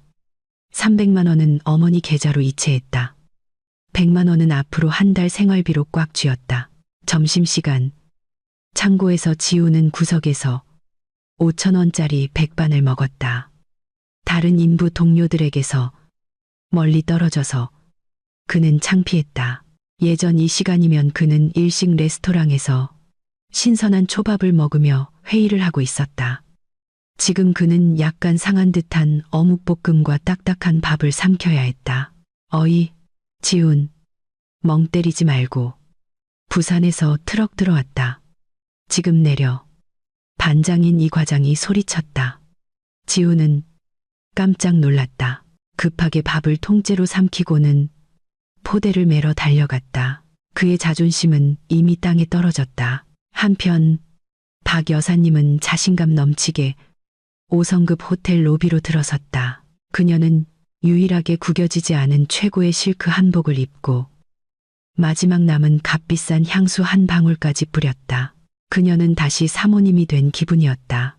하지만 재앙은 개모임 회비를 내는 순간에 닥쳤다. 박 여사님, 이번 달 여사님, 차례네요. 앳돈 300만 원에 오늘 점심 식사비 50만 원 보태주세요. 다이아몬드로 치장한 개주가 말했다. 박 여사님은 우아하게 미소 지으며 지훈의 체크카드를 꺼냈다. 그녀는 지훈이 돈을 이체했을 것이라고 확신했다. 긁어주세요. 안징, 호텔 직원이 카드 단말기를 가져왔다. 카드를 긁었다. 거절, 직원이 다시 시도했다. 거절, 죄송합니다. 부인, 거래가 실패했습니다. 잔액 부족이라고 나옵니다. 직원은 정중하게 말했지만 그의 목소리는 테이블 전체에 들릴 만큼 컸다. 박 여사님의 얼굴이 창백해졌다. 그럴 리가. 다시 해보세요. 내 아들은 팀장이라 돈이 많아요. 3번이나 해봤지만 계속 실패합니다. 부인, 테이블의 사모님들이 수군거리기 시작했다. 예전에 존경심 가득했던 그들의 시선은 이제 경멸과 동정의 시선으로 바뀌었다. 어머, 박 여사. 힘들면 그냥 말하지. 왜 이렇게 상류층 모임에 억지로 끼려고 해요? 한 회원이 비꼬는 말투로 쏘아붙였다. 박 여사님은 지훈이 자신의 개인 계좌가 아닌 그녀가 들고 있는 지훈의 계좌로 돈을 이체했다는 것을 깨달았다. 그리고 그녀는 서두르느라 자신의 현금 카드를 가져오는 것을 잊었다. 그녀는 현금이 한 푼도 없었다. 저는 박 여사님은 더듬거렸다. 식은땀이 그녀의 두꺼운 화장을 적셨다. 됐어요, 됐어. 내가 일단 대신 내줄게요. 딱하게 됐네. 계주가 깔보는 어조로 말했다. 하지만 다음 달부터 박 여사님은 좀 쉬셔야겠어요. 우리 유럽 여행 가기로 했는데 박 여사님이 비행기 표값을 감당 못할까봐 걱정되네요. 박 여사님은 만신창이가 된 기분으로 집에 돌아왔다. 그녀는 사교계에서 미묘하게 쫓겨났다. 그녀의 자존심은 사람들 앞에서 갈기갈기 찢겼다. 저녁 무렵 지우는 만신창이가 된 몸으로 집에 돌아왔다. 하지만 집 근처에 다다랐을 때 그는 이상한 광경을 목격했다. 집 마당이 고급 차들로 가득했다. 몇 대의 카니발과 벤츠가 줄지어 주차되어 있었다. 집 안에서는 라이브 피아노 연주와 경쾌한 웃음소리가 들려왔다. 식욕을 돋우는 바비큐, 고기 굽는 냄새가 길가까지 풍겨왔다. 지우는 차고 옆문으로 망설이며 들어갔다. 뒤뜰에서는 가든 파티가 한창이었다. 아름다운 조명들이 나무를 장식하고 있었다. 단정한 유니폼을 입은 웨이터들이 카나페와 값비싼 음료가 담긴 쟁반을 들고 분주히 오갔다. 그리고 그 군중의 중심에 민지가 서 있었다.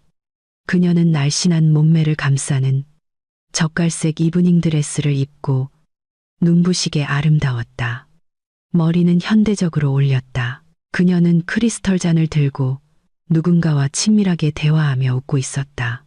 지우는 눈을 가늘게 떴다. 민지와 이야기하는 사람은 그의 대표이사인 최 이사였다. 그리고 그 옆에는 회사의 고위 임원도 있었다. 심지어 지훈이 예전에 접근하려 했지만 번번이 실패했던 몇몇 주요 고객들도 있었다. 저 사람은 누구지? 한 손님이 어둡고 더럽고 냄새나는 구석에 서 있는 지훈을 가리키며 물었다. 순식간에 모든 시선이 지훈에게 쏠렸다. 피아노 음악이 잠시 멈췄다. 정적, 민지가 고개를 돌렸다. 그녀의 얼굴에서 미소는 사라지지 않았고 오히려 더 활짝 피었다.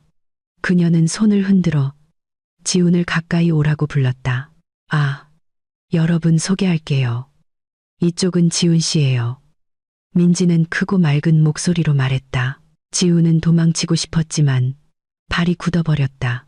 그는 조명 아래로 나아가 자신의 모습이 초대 손님들과 얼마나 대조적인지를 드러낼 수밖에 없었다.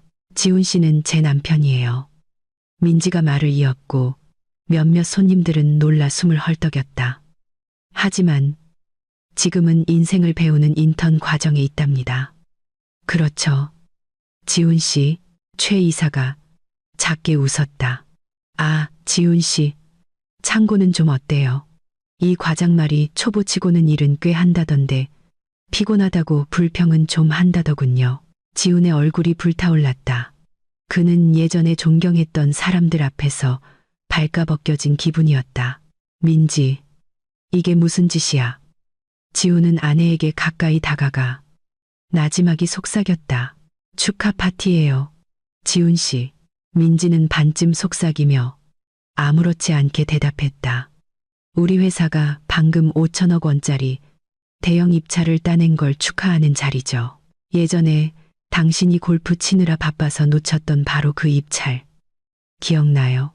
내가 지난주에 협상을 맡아서 성공시켰어요. 지우는 입을 쩍 벌렸다.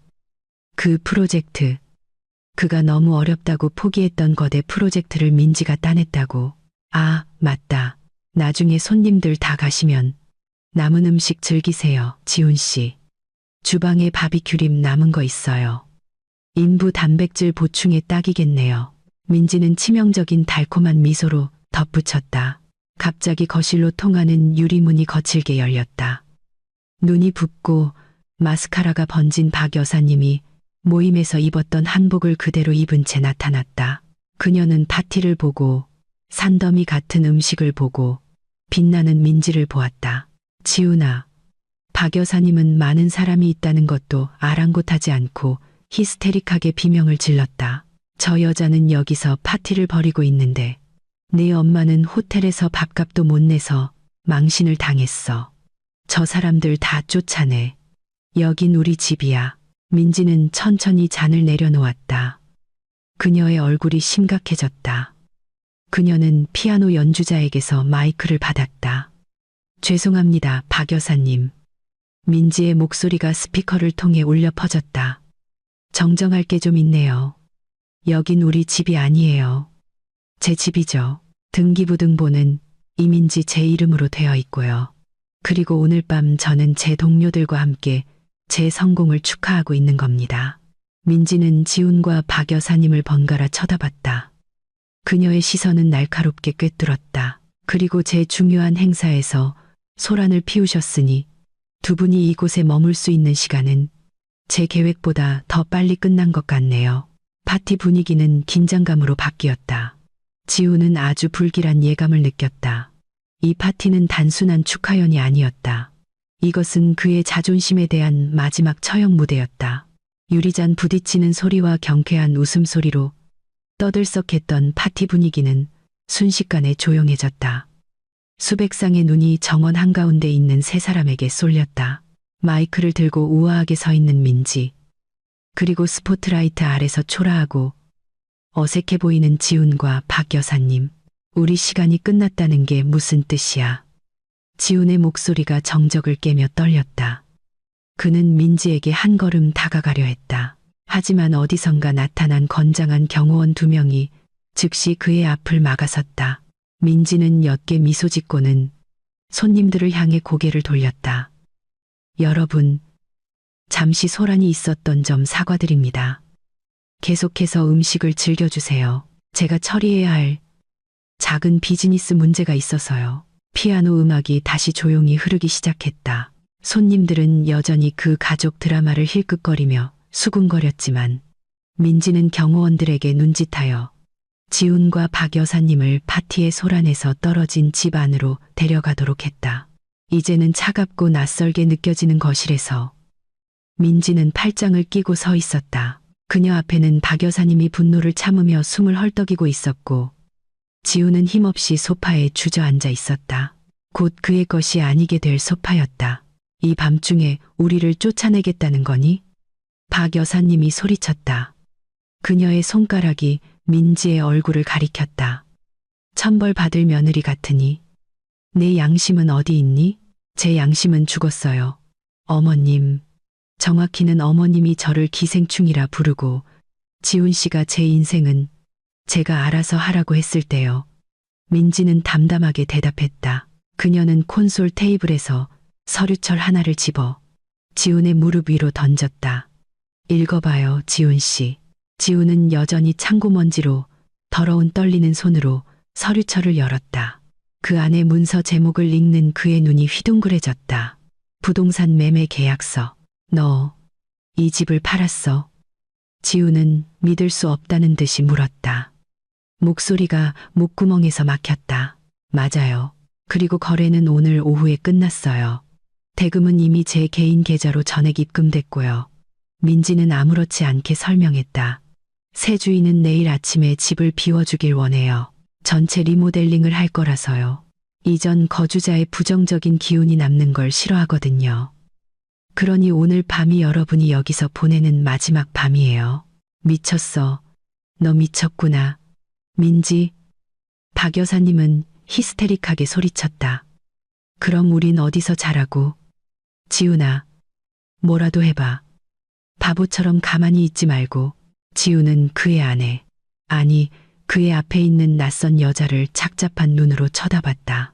민지야, 여긴 우리가 추억을 쌓은 집이야. 민준이도 여기서 태어났고 나랑 상의도 없이 이렇게 팔아버리다니 너무하잖아. 민지는 서글프게 웃었다. 추억. 당신이 나한테 소리쳤던 추억. 당신 어머니가 매일 나를 모욕했던 추억. 당신이 다른 여자에게 쓰려고 가짜 영수증으로 바람 피웠던 추억. 이 집은 추억의 궁전이 아니에요. 지훈 씨, 당신이 짓밟은 내 인내심의 증거일 뿐이지.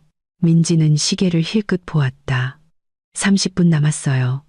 개인 물품들 챙기세요. 기억해요. 오직 개인 물품만이에요. 옷, 서류, 약 같은 거요. 가구, 전자제품, 벽 장식. 심지어 당신들이 쓰던 침대 시트까지 전부 새 주인에게 팔린 목록에 포함되어 있어요. 당신들 것이 아닌 물건을 하나라도 가져가려 하면 절도죄로 신고할 거예요. 절대 안 돼. 박 여사님은 계단으로 달려갔다.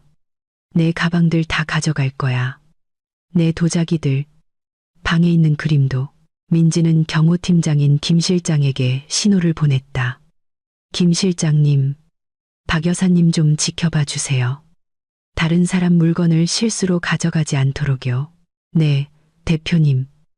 김 실장은 단호하게 대답하고 넓은 걸음으로 박 여사님을 뒤따라갔다. 지우는 여전히 소파에 멍하니 앉아 있었다. 눈물이 흘러내려 그의 꾀죄죄한 뺨에 깨끗한 길을 만들었다. 그는 이제야 깨달았다. 그동안 그는 민지가 만들어준 안락함의 거품 속에서 살아왔다. 그리고 이제 그 거품은 터져버렸고 지독히 고통스러운 현실만 남았다. 민지야, 미안해. 지훈이 마침내 자신의 자존심을 가장 낮은 곳까지 내려놓으며 힘없이 말했다. 그는 바닥에 무릎을 꿇고 값비싼 하이힐을 신은 민지의 다리를 껴안았다. 내가 잘못했어. 내가 거만했고 내가 바보였어. 제발 우리를 쫓아내지 마. 어머니는 연세도 많으신데 길에서 고생하시면 못 견디실 거야.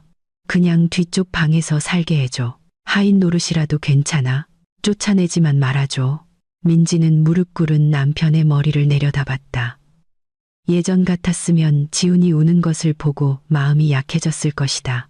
예전 같았으면 그를 바로 안아주며 다 괜찮을 거라고 말했을 것이다. 하지만 이번에 지훈이 남긴 상처는 너무 깊었다. 아내로서, 어머니로서의 민지의 자존심은 이미 산산조각이 났다. 일어서요. 지훈 씨.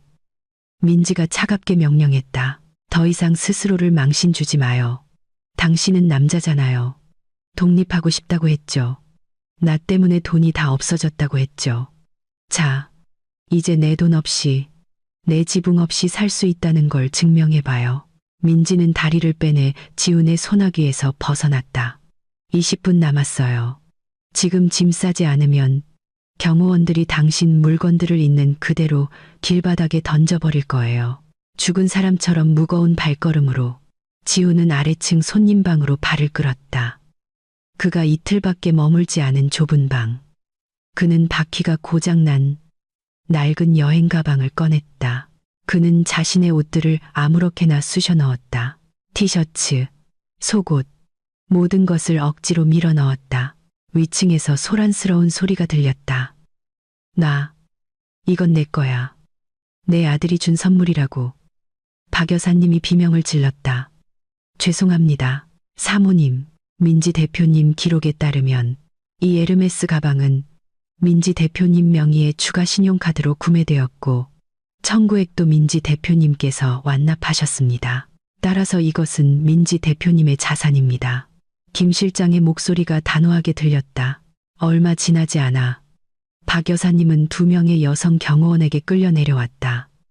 그녀는 큰 소리로 울부짖었다. 그녀의 손에는 한복과 잠옷이 든 큰 여행 가방 2개뿐이었다. 그녀가 그토록 자랑하던 명품 가방, 보석, 골동품 컬렉션은 모두 압수되었다. 지훈아, 엄마 좀 도와줘. 저들이 우리를 강탈하고 있어. 박 여사님은 낡은 여행 가방 하나를 들고 아래층 방에서 나오는 지훈을 보고 하소연했다. 지훈은 힘없이 고개를 저을 뿐이었다. 어쩔 수 없어요, 어머니, 우린 졌어요. 민지는 활짝 열린 현관문 앞에서 기다리고 있었다. 밤바람이 불어들어왔다. 담장 밖에서는 파티가 끝나 있었다. 손님들은 모두 돌아갔다. 희미한 정원등과 귀뚜라미 소리만 남아 있었다. 나가시죠. 민지는 어두운 대문을 가리키며 말했다. 지우는 여행 가방을 끌고 나갔다. 망가진 가방 바퀴가 대리석 바닥에서 드르륵 드르륵 소리를 냈다. 가슴을 저미는 소리였다. 박 여사님은 계속해서 저주를 퍼부으며 그의 뒤를 따라갔지만 걸음걸이는 비틀거렸다. 그들이 문지방에 이르렀을 때 민지가 다시 입을 열었다. 한 가지 더요. 지훈 씨, 지우는 일말의 동정심을 기대하며 고개를 돌렸다. 어쩌면 민지가 마음을 바꿀지도 모른다. 어쩌면 민지가 그들에게 약간의 용돈을 줄지도 모른다. 이혼 소송장이 내일 아침 당신 회사로. 아, 미안해요. 당신 창고로 도착할 거예요. 제 변호사가 모든 걸 처리할 거고요. 민준이 양육권은 저한테 있어요. 당신은 재정적으로 무능력하다는 게 증명됐으니까요. 당신이 아버지로서 자격이 있다는 걸 증명할 수 있을 때까지 아들 만날 생각은 꿈도 꾸지 마세요. 쾅! 거대한 현관문이 지훈의 얼굴 바로 앞에서 닫혔다. 열쇠가 돌아가는 소리가 선명하게 들렸다. 지훈과 박 여사님은 현관등이 안에서 꺼지면서 어두워지기 시작하는 현관 앞에 서 있었다. 지훈아, 우린 어디서 자니? 박 여사님의 목소리는 이제 두려움에 찬 흐느낌으로 변해 있었다. 엄마 배고파. 지훈아, 피곤해. 호텔 가자. 지금 택시 불러. 지훈은 멍한 눈으로 어머니를 쳐다봤다. 그는 바지 주머니를 뒤져 얇은 지갑을 꺼냈다. 어머니, 지훈은 5만 원권 한 장과 1만 원권 2장을 보여주었다. 제 돈은 이제 7만 원밖에 안 남았어요. 이걸로는 가장 싼 쪽방촌으로 가는 택시를 타거나 오늘 밤 우리 저녁 식사를 해결하는 것밖에 못해요. 호텔은 못 가요. 이 쓸모없는 놈. 박 여사님이 지훈의 팔을 때렸다. 내 엄마를 길바닥에서 재울 셈이야? 그게 현실이에요. 어머니, 받아들이세요. 지훈의 인내심이 바닥났다. 이게 다 어머니 때문이기도 해요. 어머니가 저를 부추겨서 민지를 억압하지 않았더라면 우린 이렇게 되지 않았을 거예요. 이제 어머니의 교육 결과를 마음껏 즐기세요. 지훈은 여행 가방을 끌고 담장 밖으로 나가 텅 빈 인도를 따라 걸었다. 박 여사님은 사랑하는 아들에게 야단을 맞고 충격에 빠져 말을 잃었다. 그녀는 흐느끼며 여행 가방을 끌고 지훈을 뒤따라갔다. 불친절한 서울의 밤하늘 아래 목적 없이 2층 창문, 얇은 커튼 뒤에서 민지는 그 두 사람이 떠나는 것을 지켜보았다. 그녀의 얼굴에는 승리의 미소가 없었다. 오직 엄청난 안도감만이 있었다. 5년 동안 그녀의 어깨를 짓누르던 무거운 짐이 마침내 벗겨졌다. 그래, 잘 가, 나의 과거. 민지는 속삭이고는 커튼을 단단히 닫았다. 고급 주택 단지에서 상쾌하게 들리던 닭 울음소리는 이제 시끄러운 오토바이 배기음과 동네 야채 장수의 외침으로 바뀌었다. 지훈은 최신 스마트폰 알람이 아닌 찌는 듯한 더위와 다리를 무는 모기 때문에 잠에서 깼다. 그는 눈을 뜨고 낮고 곰팡이 얼룩으로 가득한 방의 천장을 쳐다봤다. 여긴 그의 방이 아니었다. 이곳은 어젯밤 남은 마지막 돈에 급조된 벼룩시장에서 그의 고급 가죽 구두를 판 돈을 보태서 구한 좁은 골목의 303m 크기의 작은 쪽방이었다. 그의 옆에는 박 여사님이 차가운 타일 바닥에 직접 놓인 얇은 스펀지 매트리스 위에서 불안하게 잠들어 있었다. 어머니의 얼굴은 지쳐 보였고 머리는 헝클어져 있었으며 어젯밤 파티에서 입었던 한복을 여전히 입고 있었는데 이제는 구깃구깃했다. 그 광경은 너무나 비참했다. 하지만 이상하게도 지훈의 마음은 무감각했다. 지훈아, 물. 엄마 목마르다. 박 여사님은 눈도 뜨지 않은 채 말했다. 지훈은 일어나 베개 옆에 있는 생수병을 건드렸다. 텅 비어 있었다. 물이 다 떨어졌어요.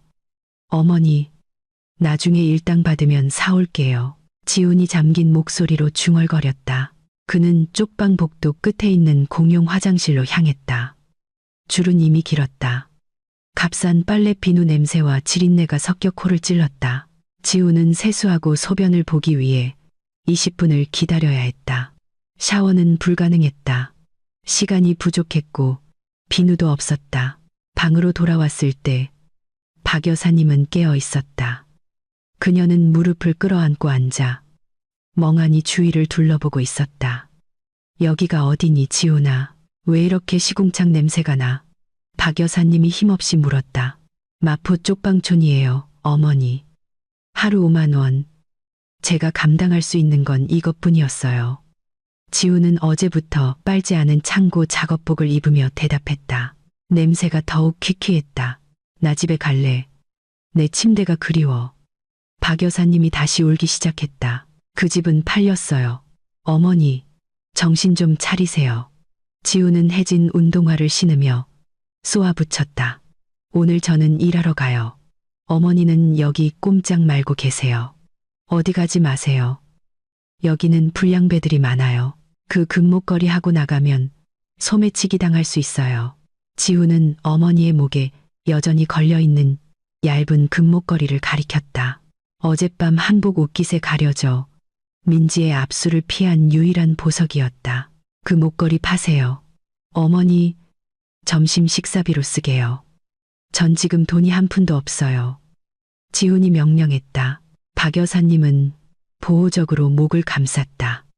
말도 안 돼. 이건 돌아가신 네 아버님의 유품이야. 밥 한 끼 사 먹자고 팔라고?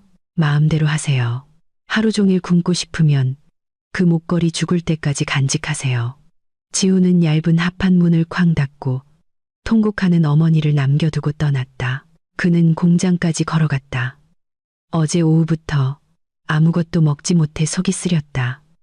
발걸음은 비틀거렸고 머리는 어지러웠다. 창고에 도착하자 다른 인부들의 시선이 다르게 느껴졌다. 민지의 호화로운 파티와 지훈의 추방 소식이 직원들 단톡방을 통해 퍼진 것 같았다. 소문은 빛보다 빨랐다. 어이구, 전직 팀장님 오셨네. 왜 이렇게 힘이 없으세요? 아침으로 크루아상 못 드셨나? 예전에 지훈이 5분 지각했다고 월급을 깎던 인부 중 한 명인 우진이 비꼬았다. 지훈은 아무 말 없이 안전모를 집었다. 그는 옮겨야 할 시멘트 포대 더미로 바로 향했다. 포대 하나를 들어 올리자마자 시야가 흐려졌다. 쿵, 지훈은 주저앉았다. 시멘트 포대가 그의 다리를 덮쳤다. 아야, 지훈이 신음했다. 조심 좀 해. 시멘트 터지면 월급에서 깐다. 이 과장이 감독실에서 소리쳤다.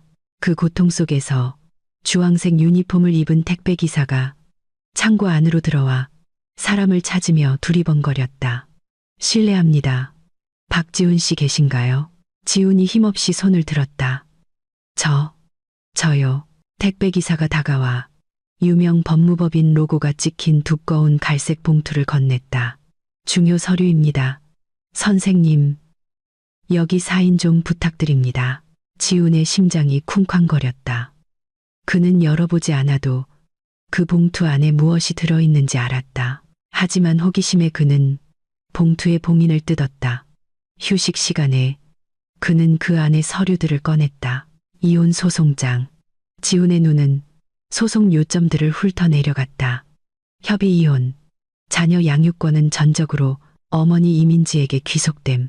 아버지는 합당한 거주지와 최저임금 이상의 고정 수입을 가질 때까지 면접 교섭권 없음. 결혼 기간 동안 피고 남편은 자산 형성에 전혀 기여하지 않았고 오히려 아내의 자산을 탕진했음이 입증되었으므로 재산 분할 청구 없음. 두 번째 항목이 지훈의 가슴을 답답하게 만들었다. 면접 교섭권 없음.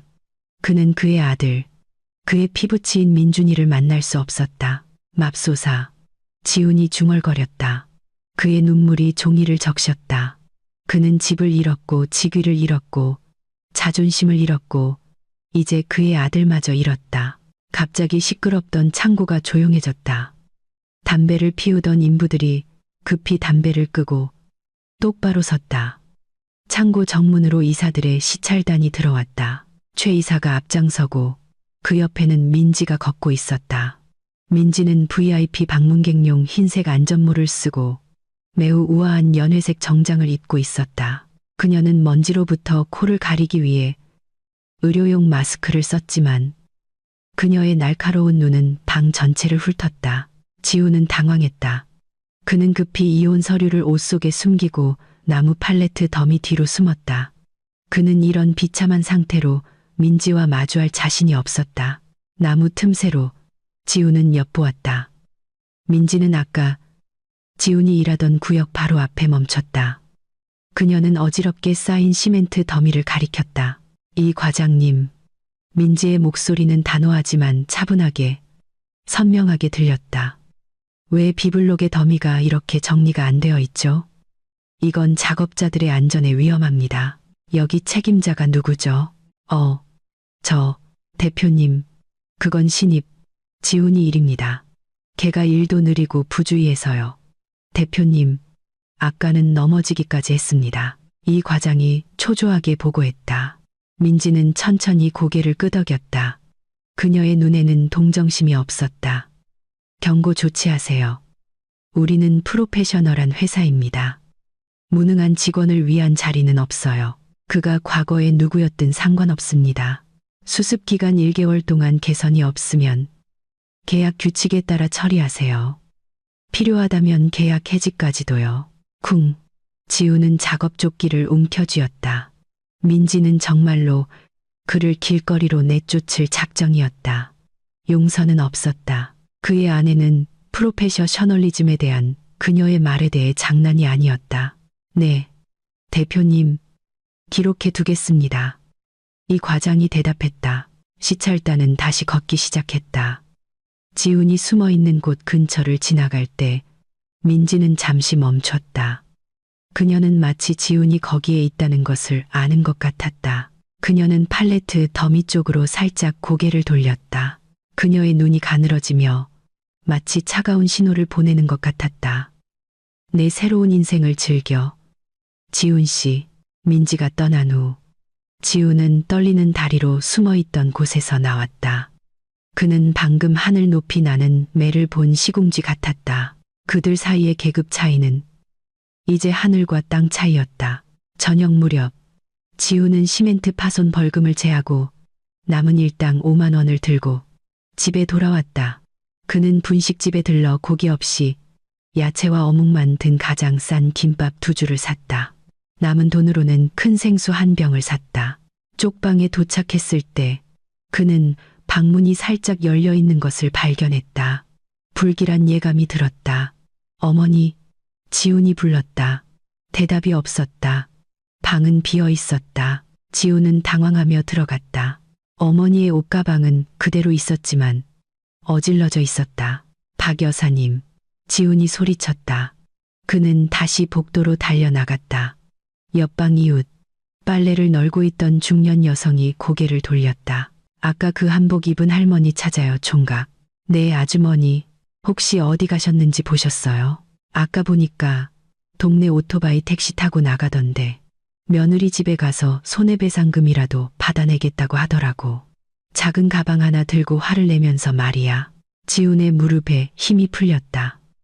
어머니가 무모하게 그들의 옛집 혹은 민지의 회사로 간 것이다.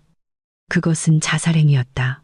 민지는 더 이상 소란을 피우지 말라고 경고했다. 지훈은 주머니를 뒤져 어머니에게 전화하기 위해 휴대전화를 찾았다.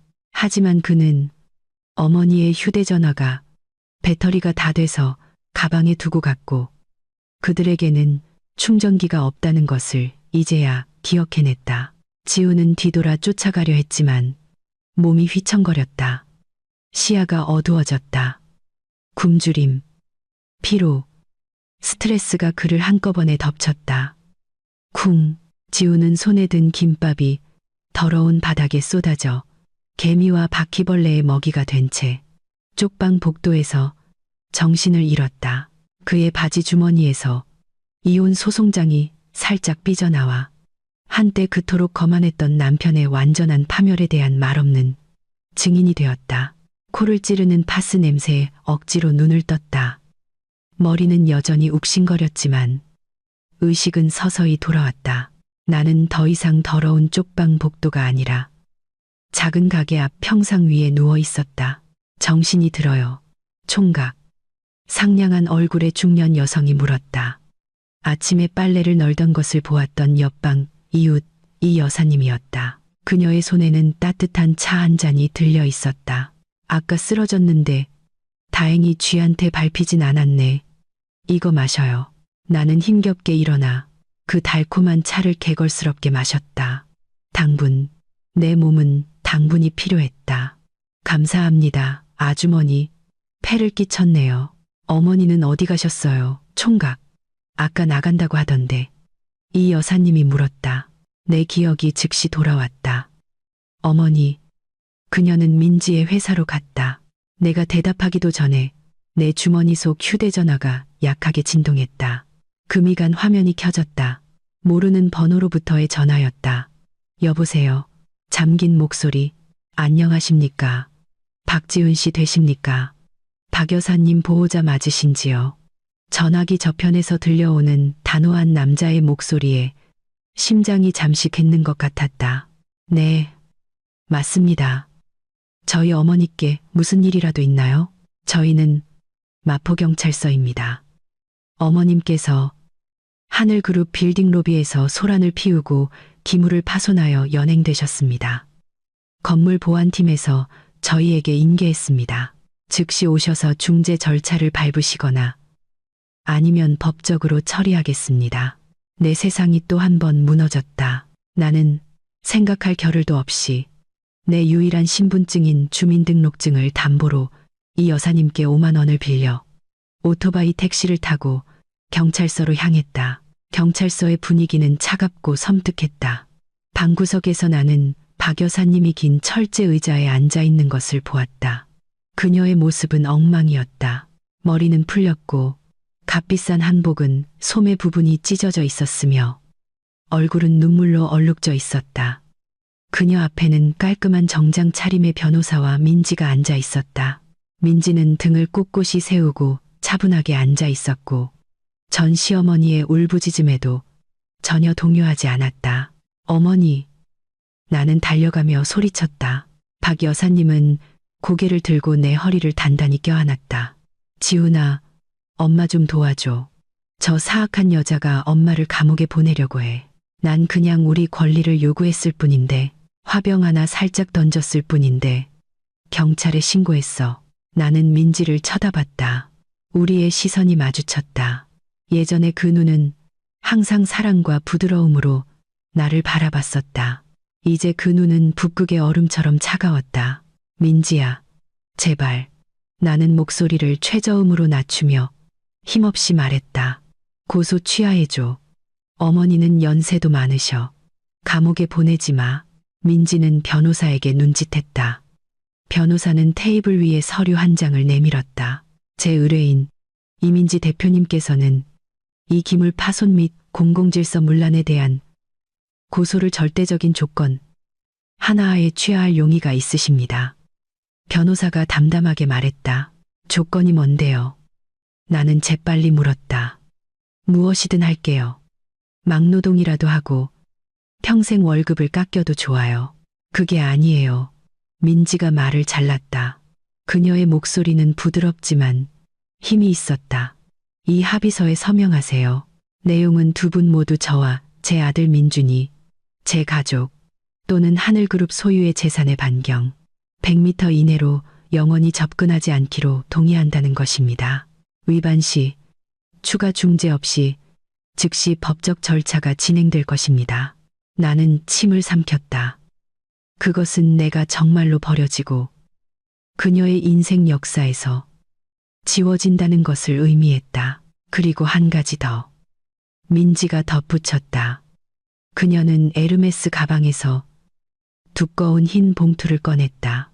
이 안에는 어머님 고향인 충청도로 가는 편도, 고속버스, 우등 티켓 2장이 들어있어요.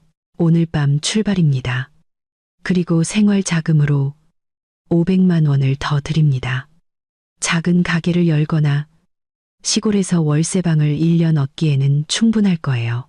너 우리를 서울에서 쫓아내는 거니? 박 여사님은 믿을 수 없다는 듯이 물었다. 서울은 지갑보다 자존심이 더 큰 사람들에게는 너무 힘든 곳이에요. 박 여사님. 민지가 날카롭게 대답했다. 시골은 생활비가 저렴하죠. 사회와 경쟁할 필요 없이 조용히 살 수 있을 거예요. 제 전 가족에게 주는 마지막 보시라고 생각하세요. 나는 그 봉투를 쳐다봤다. 이것은 도움이 아니었다. 이것은 추방이었다. 민지는 우리가 그녀의 레이더에서 영원히 사라지기를 원했다. 하지만 내게 선택의 여지가 있었나? 돈도 직업도 없이 그 냄새나는 쪽방으로 돌아가는 것, 어머니를 감옥에 가게 두는 것, 떨리는 손으로 나는 펜을 잡았다. 나는 인감도장을 찍는 대신 합의서에 서명했다. 지훈아, 안 돼. 우리에겐 자존심이 있어. 박 여사님이 막아섰다. 우리 자존심은 어머니가 그 화병을 던졌을 때 이미 죽었어요. 어머니, 나는 씁쓸하게 속삭였다. 이제 됐어요. 우리 고향으로 돌아가요. 저 지쳤어요. 서명이 끝나자 민지는 일어섰다. 그녀는 블레이저를 정돈했다. 여행 잘 다녀오시길 바랍니다. 그녀는 짧게 말하고 뒤도 돌아보지 않고 떠났다. 그녀의 뒷모습이 멀어지고 점점 작아지다가 마침내 경찰서 유리문 뒤로 사라졌다.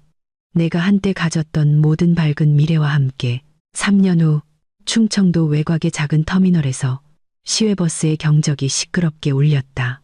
낡은 버스가 멈춰 승객을 내리자 흙먼지가 날렸다. 이제는 햇볕에 새까맣게 탔나. 지우는 어깨에 쌀 포대를 메고 있었다. 나는 읍내 시장에서 짐꾼으로 일했다.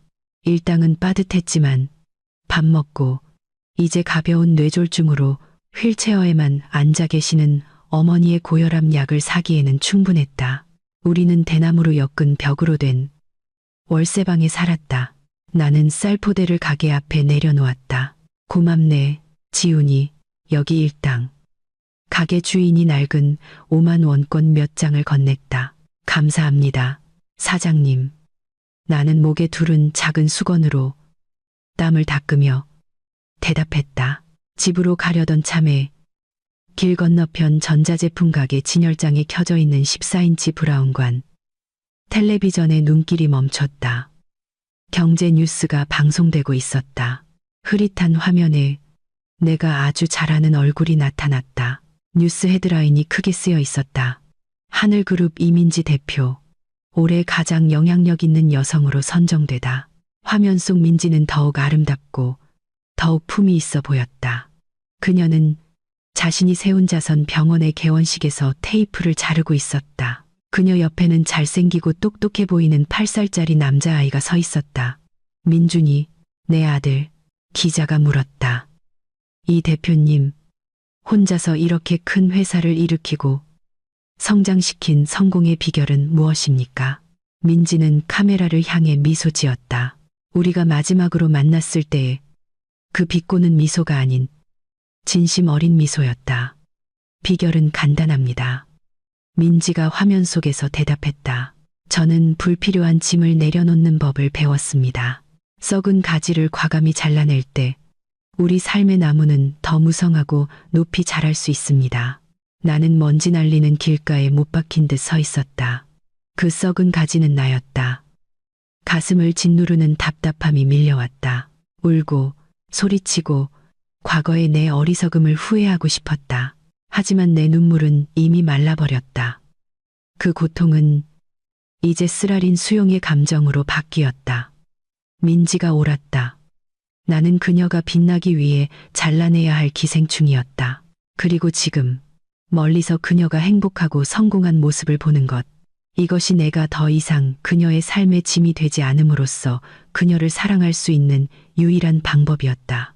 어이, 지훈, 멍 때리지 말고. 저기 양파 트럭 들어온다. 내려. 시장 반장의 고함이 내 상념을 깨뜨렸다.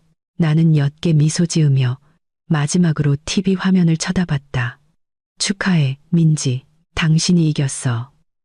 나는 나지막이 속삭이고는 무겁고 냄새나는 양파 포대를 메러 돌아섰다. 이것이 지금의 내 삶이다. 내 땀으로 나 자신을 돌보고 내 오만의 짐을 짊어지는 것.